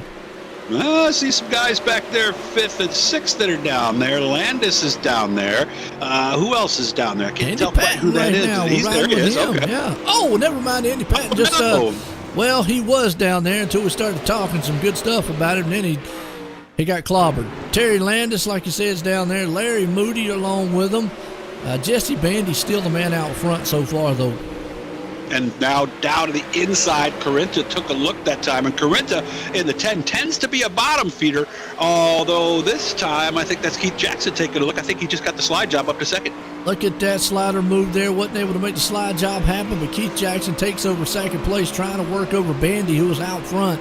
Let's see if Keith's going to be able to throw one in the inside. We're riding along here with Ross to see what he sees. And right now he's trying to work over the back end there. Jackson, he's going to put a slide job on him. Not going to stick. Oh, leader's in the wall. Oh. Wow, just like that, night's done. Oh. He's still 3rd. He is still 3rd for the moment. Here comes Jason. Though he's going to try to take it away from him, but Jesse Bandy just destroying the outside wall. Wow. And Jason had all the momentum where Bandy's car almost came to a stop, so that was a pass that we knew was going to happen. Out in front, though, you just saw it. Keith Jackson, our new leader, with 2 laps to go. He did. Shotgunned that thing to the outside and was able to take over the top spot. Ross Carrente is going to see if he can't get back there, cool the tires down just a little bit, make one more dash effort here to take a slide job on him on the inside. If he can get close enough, as we should get the white flag here this time around, and we do. So one more time, does Ross have enough to run him down? I would think no, because look at the lead that Jackson's already built up. He appears to have the fastest car, and if you're wondering, Jesse Bandy is holding on to the last qualifying spot, just a second ahead of Terry Landis as the checkered is waving. And he threw a Hail Mary there on the last turns, but Ross wasn't able to get it done. That's it. Keith was able to pull this one off, and Jason hangs on to the third, and Jesse Bandy back and forth, unfortunately leading this one. But just like that, how the tables can turn very quickly. We're going to see that as we get later on in the evening here with our feature folks. Guys, this place is seemed, like you said, it seems tough. It is. And Jesse Bandy, boy, that could have gone a lot worse for him after leading and then crashing, but he still managed to get the final qualifying spot. So, yeah, he's not exactly happy about it, but he could have felt a lot worse. The B-Main brought to us by Velocity Race Designs. Whether you want something new for your real car or a retro throwback for your hero for the sim, they have got you covered. Look them up on Facebook. Velocity Race Designs, our sponsor here of the B-Main. And, of course, we always want to say thanks to Washweekend Speedway Race Source for their help here on Wicked Wednesday. Nice thing is everybody's going to get in. Jeff Fitzpatrick, Chris Steele on the front row, Terry Landis, Jonathan Short in row 2, Jamie McCarron and Jeff Flaro in row 3, Dakota Kuhn, Aiden Young, row 4, Larry Moody, Lane Snook, row 5, and Jeffrey Barker and Andy Patton. And if the name sounds familiar, he's A&J Custom Creations. He sponsored heat race number 1. So everybody's going to get in. So this is for track position. The way they finish is the way they will start in positions 13 through 24. Boy, this is, I don't know, Joe. A lot of times by the time we're at the Codsea, we're noticing trends. We're noticing things. I don't know what we're noticing so far tonight. No. Well, one thing is these guys putting some wild sliders on them, and I think a lot of that is the product of the track that they're able to. When they're able to is I think they just have to be able to make that move. 2, I think we've seen the inside work. Only for a moment, though. I don't think running the inside, I don't think we've seen anybody constantly run the inside, but we've seen somebody utilize the inside to make a pass. And I think that's probably the best way you want to do it. So I'd say how it plays out here in the Consolation. They will learn, and a lot of these drivers who are in this Consolation race finished laps down in their earlier heat races. So the other thing I think here, Joe, is, boy, if you didn't do well in your heat race, you really need to get a rhythm going here. Yes, I do. So it's set here to go green flag. Jeff Fitzpatrick out front. We got Chris Steele along with him. Terry Landis up there and John Short. Flag is about to fly as the pace truck's going to duck up. You can see they're driving under the bridge on the backstretch. We almost put a dent in the bridge in that first qualifying heat. You guys from Williams Grove know, I would imagine somebody's hit that thing at one time or another, but none that I know of. As the green flag is out, Fitzpatrick's in the yellow car on the inside. Steele is outside of him, and the green is out. 10 laps the distance here. 10 laps, like you said, a wild one here is Chris Steele out front along with Jeff, and you can already see right now Jeff's on that inside, Chris is on the high side. Let's see if Jeff's going to be able to utilize it and throw a slide job on the inside of him. Not right now as they do some synchronized sliding. Jeff's there. Here comes Terry Landis on the inside, though. He's got a battle with John Short. You were wondering if somebody was going to run the bottom all the way around the track. Well, that's what Terry Landis is doing right now, and he's actually got a couple of cars behind him. Jeff Flaro doing the same thing. There we go. Nicely orchestrated down the backstretch. Yeah, it was, and you see Short goes to the inside. For the moment, he's got that second place spot. He completes the move. Is he going to see if he's going to take the lead? He's going to try it. No, the car just slides up the track a little bit. They lose all kinds of momentum. And unfortunately, that's going to leave the back door open for Jeff right there, who's going to be able to slide it up there to the top side. But here comes Short back down on the inside again. Well, when you're doing a slide job like that, Joe, and you realize you've reached that point where it's not going to work, then you got to pedal, and that's why Short lost the distance there. They did. He lost all kinds of momentum, but he still was able to maintain it, and then he got contact into the wall, was able to hang on to it. Not sure who that is back there trying to hang on to it. Well, never mind. He was hanging on to it, and then he got slid around. Wow, just like that, no caution because the guys was able to keep it, straight. Look at this battle going on around about 4th and 5th place spot. That's Aiden Young. He's trying to get up over Lane Snook. And the guy who was out there that ended up getting the bad end of that deal was the 51 of Jonathan Short. Goes from racing for second to running 11th as we are halfway home here in the Codsea. Halfway home, like you said, down front it's all Chris Steele for the moment. The battle's on for second, though. You got Terry Landis and Jeff right there. Dakota Kuhn, though, is going to bring it up into the mix a little bit here. We got one down low and a couple up high. As most everybody's committed to the high, you got a couple cars down there on the low side. I just don't know if it's by choice or just by they're trying to see if they can't get some grip down there. Yeah, and Terry Landis and Aiden Young are the two cars that are running low, pretty much exclusive. We do see some other guys dipping down as here's the move for second as Dakota Kuhn. Nice slide job. Yeah, it is. Slide job, put it on there. Dakota did. Was able to take over second as Chris is loving what he's seeing in the rear view there. But look out. Here comes Jeff. Beautiful pass. Was able to not complete it there. Oh. And throws him back into Aiden Young. So Young gets by. That was I don't know what we used the word I'm thinking of, but an aggressive move, let's say, to try to squeeze it in there. 3 wide, you know the word I wanted to use there. 3 wide for fourth. And 3 wide. Oh, Terry Landis clips the wall a little bit. It's going to keep all his momentum. Lane Snooks up to the 5th place, trying to work over Jeff. From what I've seen so far, I mean, just don't count anybody out.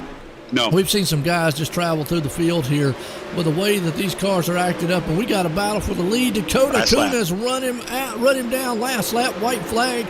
They're going to storm it off down the bad stretch for the final time. Is he going to have enough to hang on? Steele's on the bottom, Coons on the high side. As Young watches from 3rd, checkered flag is waving. Who's it going to be? Coon by about a car length and a half. Yep. Boy, he actually, I don't know if you saw that, going into 3, he lost the lead, still stayed down low, but Coon made that run on the high side and was powered through. Well, if you're on the outside, theory is you can get into the gas a little bit quicker. We're going to take a quick break. We're going to say hello to a couple of sponsors during this break, and then we'll be back with feature action tonight here as Wicked Wednesday continues at Williams Grove. Yeah, we'll be right back here, folks. So don't go anywhere.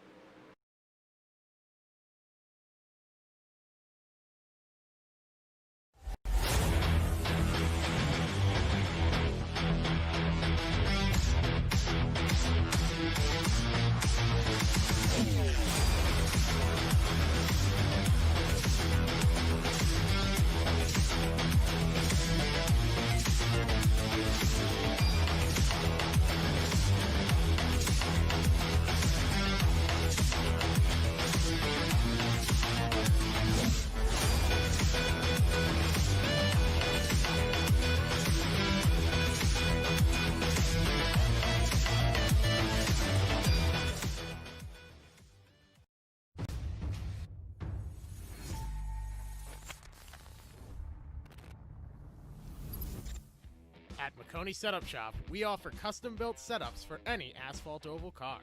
Prices starting at just $5. Weekly setups available for all Legends, late models, modifieds, and NASCAR trucks, Xfinity, and Cup cars. Do you need one-on-one driver coaching? We've got you covered. Visit www.McConeySetupShop.com and find yourself in Victory Lane. McConey Setup Shop, handling all your setup needs so you don't have to.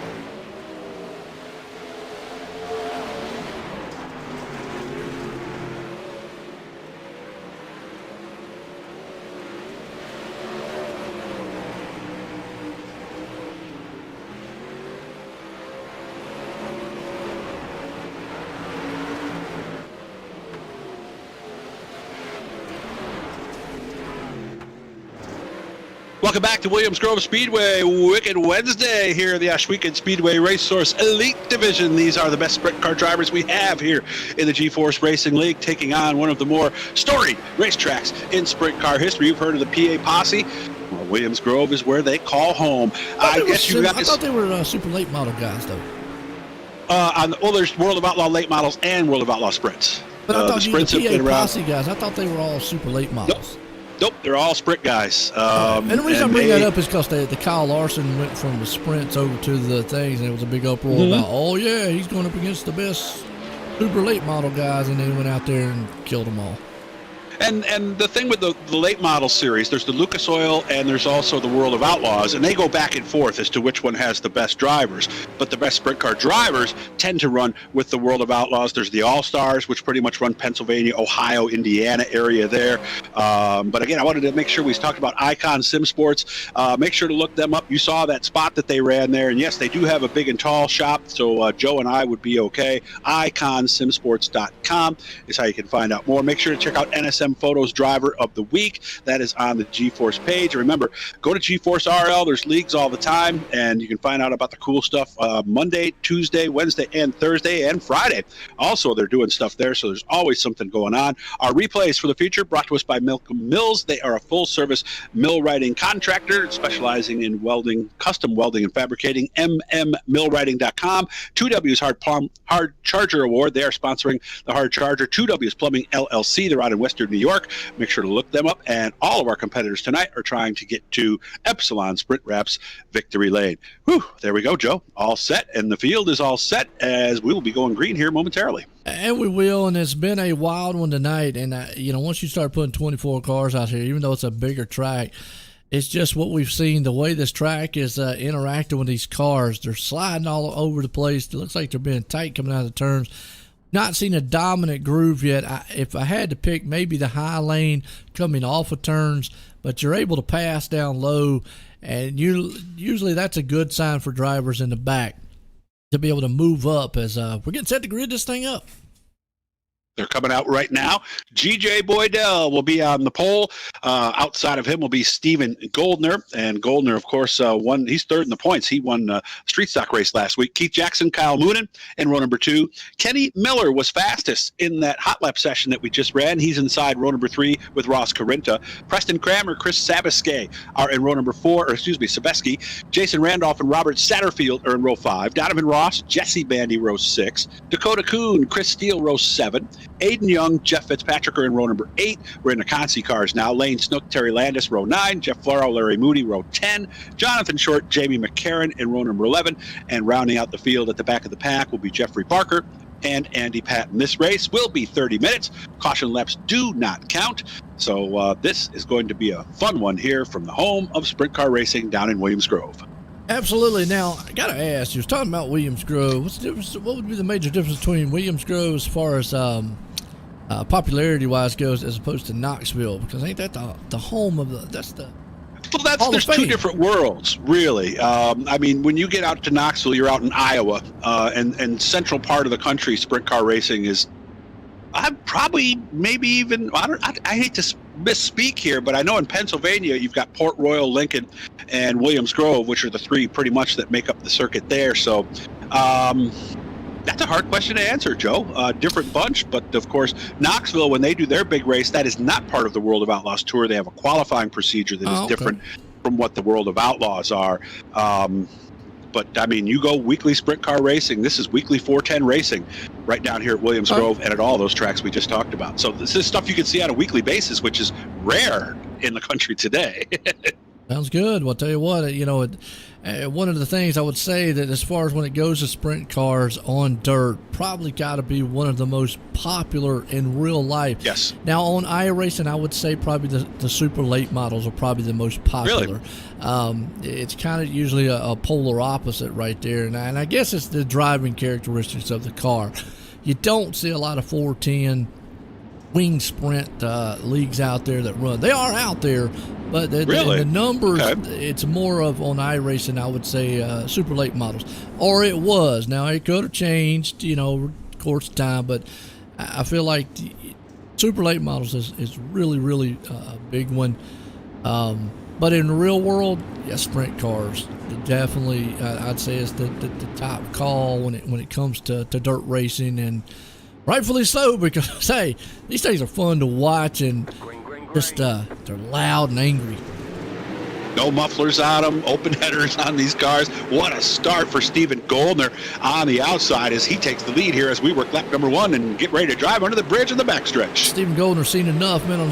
He needs to see on those Constellation heats. He says, I'm out of Dodge right now. Behind him, you got Ross Corrente, G.J. Boydell, and Keith Jackson back there all messing it up as they're throwing haymakers at each other left and right. Keith Jackson in the mix of it. Look at this 2-wide battle.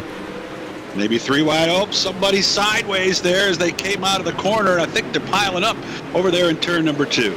Oh, and it is. It's in the back there. We're seeing it live as it happens right there. That's Terry Landis came back on his wheels. And Jamie McCarron was the one who was flipping sideways, end over end, under caution. But that started up front, and you already saw these guys. They were getting so out of shape, and whoever's driving the pace truck, boy, he looks like he's in the race too. He come through the field through that. Yeah, I'm hard charging. Only had a couple of laps in there, but already Ross Correnta went 6th to 2nd, Robert Satterfield 10th to 6th, and Chris Steele 14th to 7th. And how about Donovan Ross? Let me see, is that who it is? No, Larry Moody, 20th to 12th. So in 2 laps, people have already made a lot of moves out here. And unfortunately for, let me see, it's Kyle Moonen. He started 4th. He's now 20th. And the thing about it is obviously in racing, there's 2 ways to make moves. Pass everybody on the track, be the fastest. Do it on pit road if you're on the oval side of things, right? Or people just get into trouble. A lot of times when you have tracks like tonight or any of the other style tracks that you can see it's really hard to pass, and there's maybe one groove, and you see that you're not going to be able to make it up. A lot of time attrition will play a factor in it. I said that word right. But, no, you're right. You got it. And, cars will just drop out, and then you'll just make your way to the front, and then maybe you can get it. Because at a certain point, you will be able to make it to the front. But there's a flip side of that. To a certain point of being in the back, you can't make it to the front. Not taking nothing away from your skill. It's right. Just the track and the car and everything that you kind of been dealt there tonight that just want to allow it to come to the front.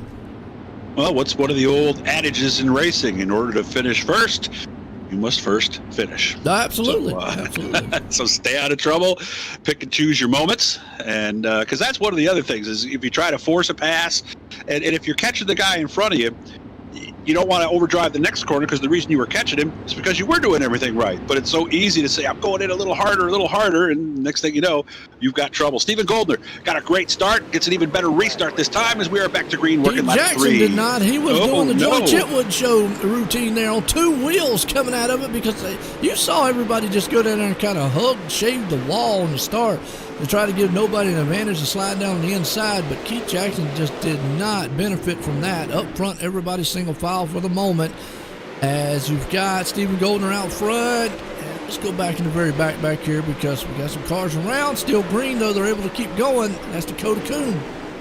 Yeah, Dakota Kuhn, who made a nice move at the end of his heat race to get a win, and now he's all the way at the back of the pack, although it was the Consi, actually, that he won there. But, of course, these sprint cars are always more power than you can ever handle, so when the track gets tacky, they do wheelies, and it's very easy to get the front wheels off the ground on the restart. It is. I mean, you're talking about the 360 wing sprints. I mean, you get in that 410, and that's just all powered right there. Jeffrey Barker, we know he's able to get things done, but he's one of the guys we're talking about. He's back here in 18th. Just not, it's part of the track, just not able to get through the field. Everybody's just dead even right now. You see a wild battle in front of him there. Up a little bit around with Terry Landis, Lane Snook and Company. They're 2 and 3 wide, putting some sliders on each other. As right now you still got Stephen Goldner out front leading this one, but you just see it so dead even back there in the back. And what was going on, I've been watching the battle out front. Correnta actually caught up to Goldner, but actually got him into the back, and so he's kind of fallen back a little bit from Goldner. And if anything, it looks like Kenny Miller's just taking over second spot with a nice move there. Well, got a new Kenny out there that I can yell for now. Yeah, so Kenny's looking pretty good. He's up in the second. Ross right there hanging on the third. Ross going to see if he can't get up there and rattle his cage just a little bit and see if he can't take that second place. Now Stephen Goldner has fallen down to the inside lane. You said earlier on, was the inside going to come in? I think now he's utilizing it. But let's see how long he stays down there because we're familiar with Stephen staying up high. But if he's found something, then, hey, if it works, it works. It looks like it did because the margin just grew a little bit. And with each end of this track being so different, running low at one end might not work at the other. Well, I'll tell you what, Kenny Miller, though, he's running high lane and is able to make something work. Boy, he threw that thing in there and got way up there, trading a little bit of paint. He put some rubber on the tire wall there as you see him coming out of the turn. Kenny Miller right now is trying to give Stephen Goldner everything he can, and for the moment, he's got the lead. Wow, look how far out he's driving. Yeah, you're right. The white letters might be off that tire, and we have got a new leader into 3, but let's see how Goldner does in the bottom here coming out of 4. Yeah, you just got to see, and this would be the kind of the telltale. If you can see that high lane just gets that drive off the turn as caution's out. I think it's Terry Landis is the man that's around. Oh. Back on the Malcolm Mills replay, see what happened to him, and got off the track. But going him right here a little bit further. He's lost his front wing there. Oh, that's never good. No, it blew up. It blew up and really? Yeah, you saw it right there. Puff smoke out the back. So wrong gearing, perhaps? Could have been. The only reason that could handle or damage it. Happen, could have been damage to the motor because he lost that front wing there. And I've let him idle too long in the pits and hurt motors that way. Because, these engines don't like to do that. On iRacing, I mean, if you take a certain amount of impact or so forth, I mean, you can over-rev on iRacing and blow it up, but you take a certain amount of impact on iRacing, and it happens a lot in the oval side with the NASCAR stuff because you crunkle the front end of it, you hurt the motor, and you stay out there too long revving it up, it'll, running around, it'll eventually just go boom on you. Could have been the same scenario there, not 100% sure. Obviously, his front nose was gone, so he did take a hit somewhere on the front end. And again, anybody out there that knows on the iRacing, because I have never run any other sprints on dirt here on iRacing. So if there's a hard enough hit on the front nose of these things, especially hard enough to knock that wing off, can it put engine damage on? Move the radiator, perhaps, something like that. Or, there you go. It'd be interesting to hear out there in the chat from someone, just to see, because that's kind of what I'm looking at that might have happened right there. And you know what else happened there? You saw Kenny Miller take the lead right before the yellow came out, but obviously there's loops around the track, kind of like in NASCAR. So they did give Stephen Goldner the lead back, so he is going to have to try to get by again. So I think we just set ourselves up for a wonderful restart here, Joe. We did, and so it's going to be a good one here as pace trucks in, green flag's about to fly. Goldner, another good start. Wow, that might have been the best one he's had so far, as Kenny Miller's got a lot of company. 3 wide right now for second with Chris Steele in the middle. Chris Steele in the middle is, like you said, right there up front. That's about the 5th place spot as Stephen Goldner still holds it down, but Preston Kramer is another one there in the mix. 3 wide, he's going to thread the needle. Who that was down low? Looks like Jesse Bandy back up front. Boy, I tell you what, Jesse's been able to have a move back to the front. And Preston Kramer, we don't see him out in the top 5 a lot here lately. And he started back in 7th place. He's up to 4th. Bandy started 12th. He's up to 5th. And Chris Steele 14th to 3rd. So here goes Miller again on the outside. Took a lap or 2 for those tires to warm up, but he's back out front. Yes, he is. And Preston Kramer right here, right along with him. He's up there into the 4th place spot. Seeing what these guys are going to do up here. Maybe try to calculate his move on what he wants to do to see if he can't get up there and take the lead away from him and steal this one tonight. So all the VP man himself, but he's got Jesse Bandy right there. Jesse. Yeah, tagging him a little bit. And also getting by, that was Keith Jackson in the 13. So that little bobble right there cost Preston Kramer 2 spots. Biggest lead of the race so far for Kenny Miller, 0.6 of a second. As you can see, Goldner continuing to run the bottom as we look a little bit further back at the action here on the backstretch. Looking at it further back, like 7, back up front, Stephen Goldner's there in 2nd, and Kenny Miller's been able to find a way to get around, and both guys are back down low there, along with Chris Steele. Jesse Bandy is down low, so the top 4 guys are doing that low line. You still got Keith Jackson staying up high, so a little further on back here to roundabout Lane Snook and Company. Heck, getting further back, Kyle Moon and Larry Moody right there.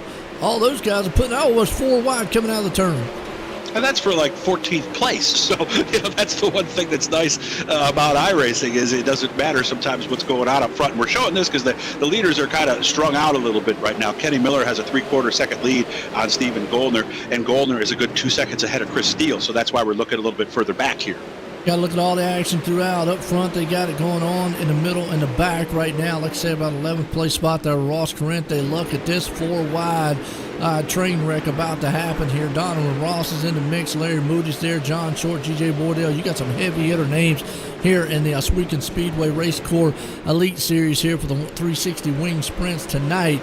And still, Kenny Miller's walking away with this one. He's got about a half-second lead, if not more, on Stephen Goldner. So it's definitely a good fight back here in the back. Yeah, and Goldner's sticking to that low line where Miller's looking around a little bit more. And the yellow is out. Long green flag run there, though. Yeah, John Short was involved in that with Jamie. See what happened here. I'm not sure if it was Short that initially was in it or just wrong place, wrong time. Short's the 51, by the way, on the outside. Red car right there. By himself right now, so that's kind of going to give him, I think Jamie might have got, oh, well, he caught the wall. The inside. Oh, and then Jamie just nowhere to go. Maybe thought he was going to be able to just slide down low. Miscalculations. Well, as we've noticed, the bottom does seem to be a little bit faster, and a lot of times the lower you can go and get into that browner clay, the more bite you're going to get. But obviously there is that limit. I think he just caught one of those utility tires, uke tires they call them in this part of the country, and that's all it took. Yeah, they call them powdered donuts. One of the guys who works here locally always refers to them that way. So will Kenny Miller continue to drive away, or has the track changed? Can Stephen Goldner catch him? And how about Chris Steele, 14th to 3rd? Does he maybe have something now that he can restart behind the leaders? We're going to find out as we have 12 to go. Yeah, you're right. He's got 12 to go, but you brought up something really interesting right there. Has the track changed? I'm going to go out on a limb and say yes, because Kenny ran that high lane and ran down Stephen Goldner, and Stephen was committed to the low line the whole entire time. Now Kenny's back down low and able to stay in front of Stephen. So I don't know, unless that middle high lane comes into play, and my dog in the background agrees with everything I said. He did. So, yeah, he was agreeing with it. He was like, hey, sounds good to me. Let's get it on as we're about to get set to go back green. I don't know. Unless Stephen finds something new here, it's going to be Kenny. And, of course, Steven's starting on the outside, which is not where he has been running. As of now, our 2Ws Plumbing hard charger would be Lane Snook. He has picked up 8 spots, 17th to 9th. So we'll see what goes on here on this restart. Again, Miller has had the lead. He had a half a second lead before we went yellow. Can he keep it? We're ready to go back to racing. Got the racing here, like you said, going to be about 12 to go when they cross the line. Pace trucks in. It's Kenny Miller and Stephen Goldner. And out front, Kenny got a good start. Chris is going to be the one right there, but look out. Kenny goes back high. Stephen's going to go back low. Let's see if it's going to pay dividends for old Kenny, and it does right now. Wow, look at this going down the backstretch. Big lead already for Kenny Miller. You're watching 2nd, 3rd, 4th, and 5th right there. Goldner, I think, just lost 2nd place. Yeah, he did. Well, no, Stephen Goldner's still in 2nd place, and Chris Steele, that's Dakota Coon. Yellow. And Jesse Bandy and Preston Kramer involved in this one in the back here. He was in the top 5 just a few laps ago. But it's also had Larry Moody involved. There's a mess back here. Watching this on the Malcolm Mills replay. Now they went in there. Oh, look at that. Oh, no. Larry Moody almost got carried out the track. I didn't know you could get off the track over there. Oh, look, he's going to do the mosquito. There it is. Yep, the mosquito. You smack it off your arm. And he made it back on his wheels. Look at that. I love the sprint cars when they do that. It's funny when they do it. They spin around and around and around and around like a dead mosquito. I know, I've never seen them jump on their wheels again like that, though. That was cool. So anybody out there listening, tuning in, they're probably like, what in the world is this announcer guy talking about mosquitoes? Man, we're watching racing, man. I know. It happens when you get old like us. Something you don't hear on ESPN or something. I'm sorry. That's right. They don't talk about mosquitoes in NASCAR racing. They don't, man. They gotta have something fun. They don't got fun no more. Or dead turtles or any of that stuff. You know, no more. Like, That's like what you it is. have They took fun. out of the racing world. Folks, I'm gonna tell you what. If you don't want to hear fun, look up a guy called Barney Hall and go back and listen to some of his things that he did in NASCAR back in the day. We're talking back in the 80s now, okay? 90s. And listen back to some of the real stock cars, yeah. Listen to some of his references he did. Coming out of turn 4 side by side, they're jumping like a bunch of bullfrogs coming out. Listen to some of the references he says, folks, and then tell me the difference in the age. But anyways, I ain't gonna get into that. Okay. We're having fun tonight. These guys are having fun on the track, and it's awesome. We're here tonight with the elite, with the Oswego Speedway Race Corps Elite Series. These guys, you just can't just come out here and jump into the series. You got to work your way in here. Some of the best of the best. And then you got to stay here once you're here too. Yeah, so you've got to maintain and stay. Mm-hmm. So that's another thing. You got to maintain, like you said. And I think tonight they're just fighting a tough track with a very fast car. By the way, our 2Ws Plumbing hard charger right now would be Chris Steele, 14th to 3rd. So he has picked up 11 spots so far. I'm still wondering if he's got anything here for the leaders, but we're going to find out. Again, they've swapped lanes again, so you'll probably see Kenny Miller in the white car go high by the time they get to turn 1, and Goldner will duck back down to the bottom as we're back racing again. Yeah, and you just see that advantage that the leader gets, and then you see old Stevens trying to do what he can to dive on the inside, but that outside lane with that momentum coming off the turn is just too much. So I don't know if he's going to be able to. Right behind him, though, look at Chris Steele trying to throw his name in the mix here. Now, but after a while, you'll see Kenny Miller. If it goes green for any amount of time, he'll eventually will drop down. But right now, battle's on for second. We got a battle around 5th or 6th place spot.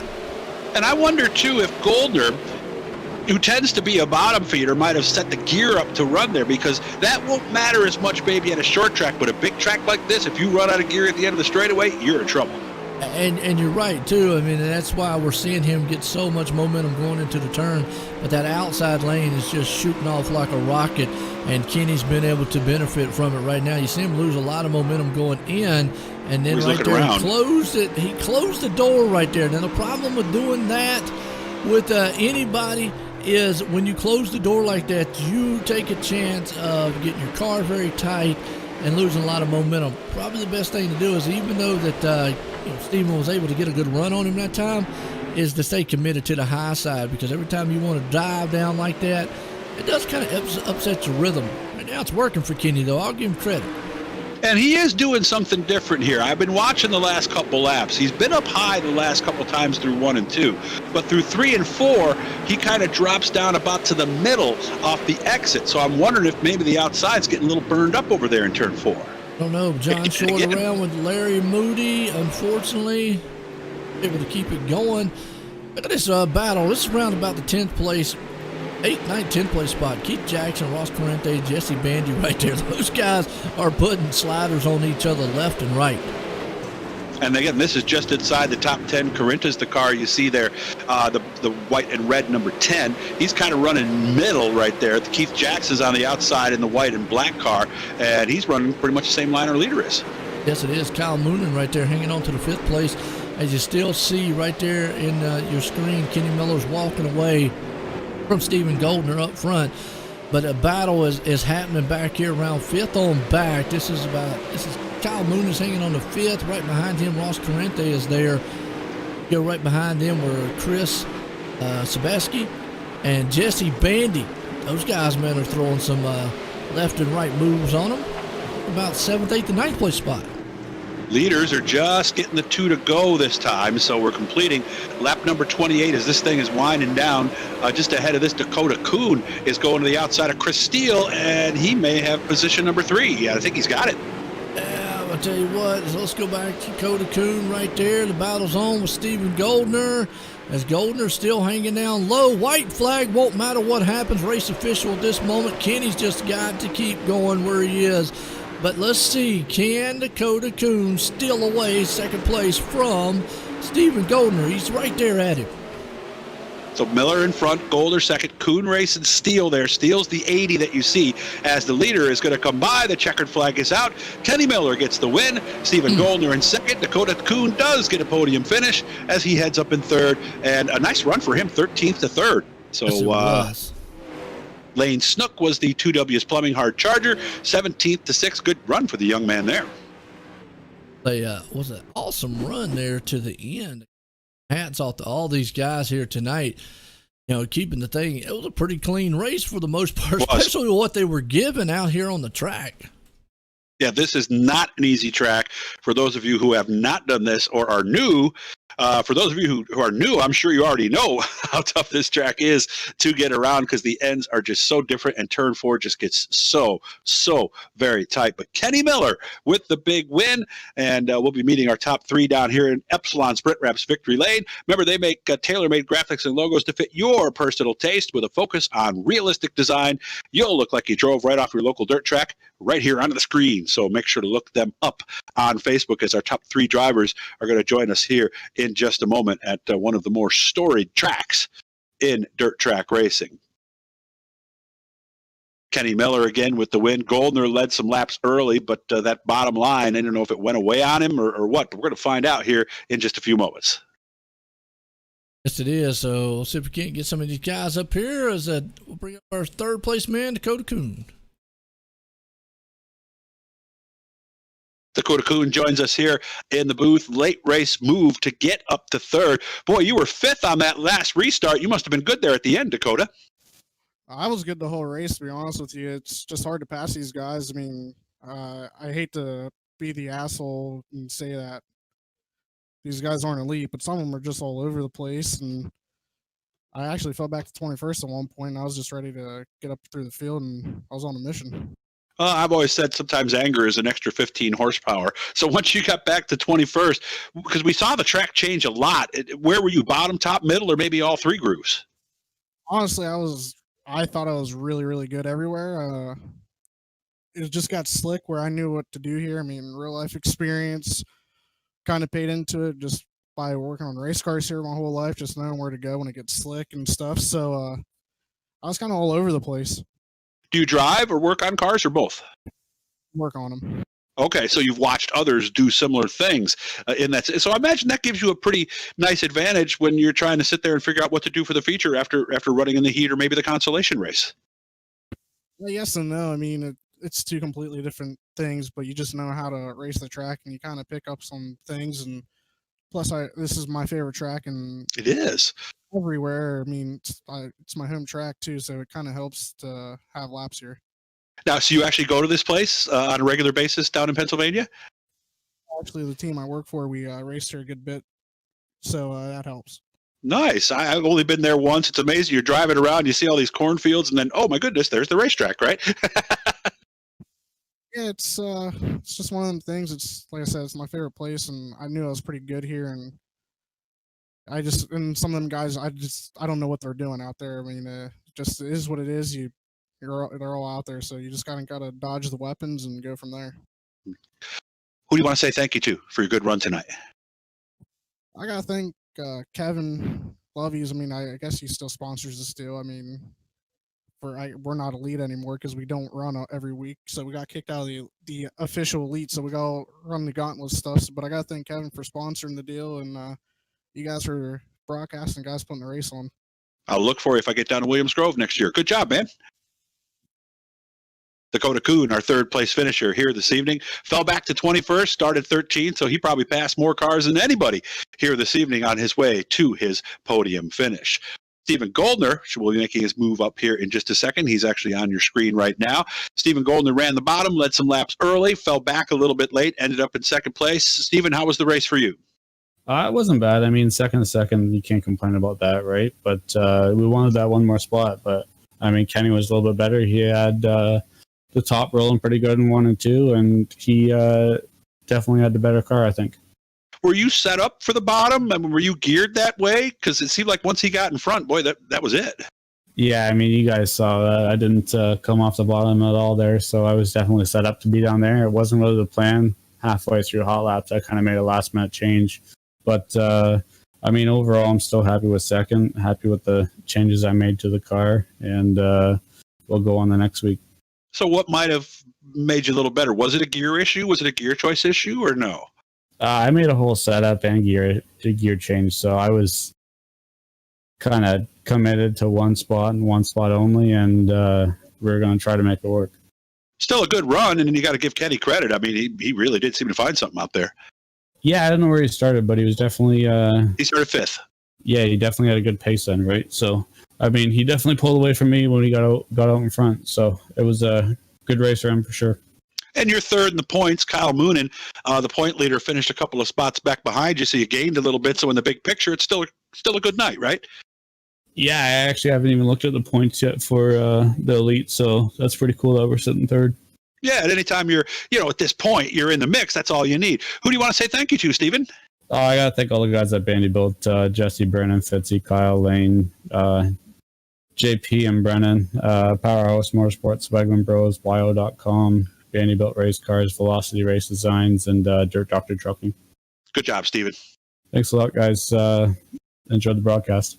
Thank you very much. So that was it, Joe. He was set up for the bottom, and when the top came around with Kenny Miller, that was pretty much about all she wrote. So we get another chance to talk to Kenny Miller, and of course, remember he was just at the Tulsa shootout. But that sounds like that was pretty much the way it was, right, Joe?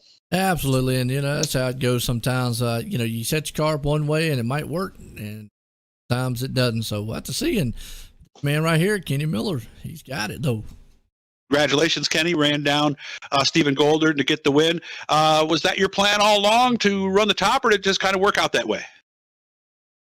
Yeah, for the most part, I tried to set up my car to be kind of neutral in case it got kind of like a black slick all the way around, and you started kind of floating the middle to the bottom. But I guess just the way track worked out, it was really nice in 1 and 2, keeping a lot of moisture there all night, and then kind of found a nice line in 3 and 4 to kind of cut down across it all and get some speed going in the front stretch to carry me into that turn. So it all worked out good. Was the outside, because I noticed when you did that, I think it was about like 5 or 6 to go when you started coming down a little bit more off of turn 4. Was the outside going away, or did the middle get better? Yeah, it started to get real tricky in 3 and 4, just the way the cushion was starting to build up and get kind of rough. So I kind of saw with the lead I had that he wasn't really that close to me, so where I can kind of run a little bit more conservative. So I started running the bottom there just to be safe, just because of how tricky it was getting. And it's hard to tell sometimes with the sim how it'll throw your car around. And 3 and 4 is tough. Let's be honest, right, Kenny?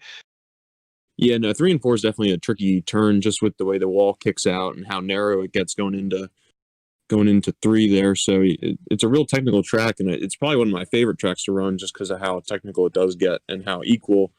It's probably one of the most equal tracks on the sim, where you got a top and a bottom groove for most of the night. And with all the stuff, the tires and the walls the way they are, especially inside turn 4, I would imagine running the bottom down there's got to be tough too. Yeah, it's real tricky getting into both corners, just the way the wall kicks out. The whole thing really makes it tough to hit sometimes. And if you hit it real good, you make up a lot of cars, and if you miss it, you're getting passed by somebody. So yeah, it's a real technical racetrack, so it's a lot of fun. Looked like you had no problem at all in 1 and 2 though. Yeah, 1 and 2 I felt really good, just because of how much moisture was up there, and it wasn't really rough, so you can kind of just run it wherever and not get too sketchy with how close you were to the wall. Now remember, Kenny was at the Tulsa shootout there just a couple of weeks ago. So are you one of the guys who has plans Saturday night to point yourself in front of a computer or TV and watch the Chili Bowl? I'm actually doing it right now through this interview. Oh, there you go. All right. I got to pull it up on my laptop. I'm watching it right now. What's going on right now? Where are they now? It looks like 13 to go. I believe Rico's leading it. Rico is. All right, so he's going to be good for Saturday. What is the toughest thing? All right, since I got you on here, we're all going to be watching it this weekend. What's the biggest difference from that track from what we might see on iRacing and what you might watch on TV to what it's really like? Just the way the curb builds up in real life. The sim doesn't build up a curb at all, so it's definitely a lot racier in real life. Just the way the curb builds up and how much speed you carry around the top there. Yeah, you're talking about the cushion, obviously, right? Yeah, the cushion. Yeah, because I've seen some races, it could be like a foot, almost 2 feet high, right? Yeah, it builds up really good. Which again, the more it builds up, the trickier it gets to run. So it's definitely a little bit racier in real life. Have you ever run the actual Chili Bowl? I have not ran the Chili Bowl, no. Just the shootout. I would think that anybody who runs the shootout, that would be the next goal, right? Yeah, I was a little bit late to getting a ride, so I might have to work on next year. All right, we're gonna get a ride next year. Well, maybe we'll see you next year. We'll have one of our guys that we can root for. Who do you want to say thank you to, Kenny? Everybody at Power Outdoors, Velocity Race Designs, Weichel Sportswear, and my good buddies at Phantom Motorsports. When's your next race in the real world? Probably not till mid-March. And where's that going to be? I think it's at Bridgeport Speedway, that newly configured track in the Wayne the 3/8 now. Yep. Okay. And you haven't been on that new track since they shortened it then, right? I was on it once. We ran the series, ran there once, but it kind of got a little bit of rain beforehand, so it didn't race like it should have, but it still ran real good. I got to get down there. I haven't been down there since they redid it. Good talking to you again, Kenny. You take care of yourself, and maybe we'll see you again next week. Yeah, thanks, guys.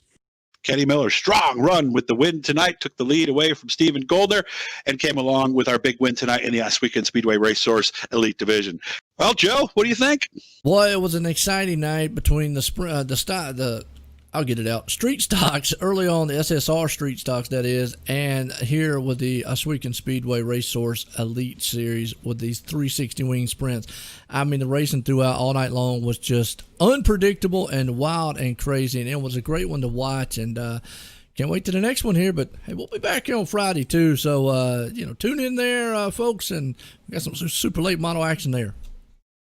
Thanks again, everybody, for watching. We want to thank you all for joining us here on Wicked Wednesdays. To find out more about the league, maybe if you want to race or just watch more races, GForceRL.com. Everything you need to know is right there. And, of course, be sure to subscribe, and that way you'll know every time that we're on the air. Joe, thank you again, sir. I always enjoy working with you. You have yourself a nice night. You too, and I tell you what, everybody out there, have a good one. We'll see you next time.